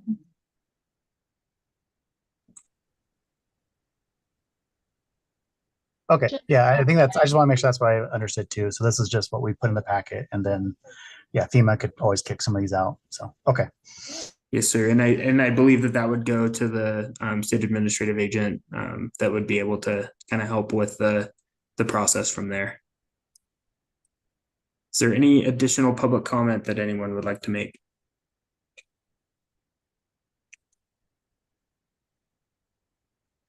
And I believe we've probably met the YouTube requirement of a few seconds after we've announced the phone number. So I would just like to close out with thank you to all of the task force members. I know these are long meetings, and thank you for everybody that presented. And then thank you mostly to the grant staff at DEM that puts this together and does a ton of work beforehand on these meetings, and obviously a ton during the meetings. And then the work's not over. They've got to administer the grant as well. So thank you all for the work that you put in. And thank you for everybody's participation today. I think at one point we saw about 55 people online, and we still have 30 here several hours after we started. So just appreciate everybody's time and effort that goes into this grant program. With that, I would take a motion for adjournment. So moved. Thank you. We have a second. Second. Awesome. All those in favor? Chair, Aye. Aye.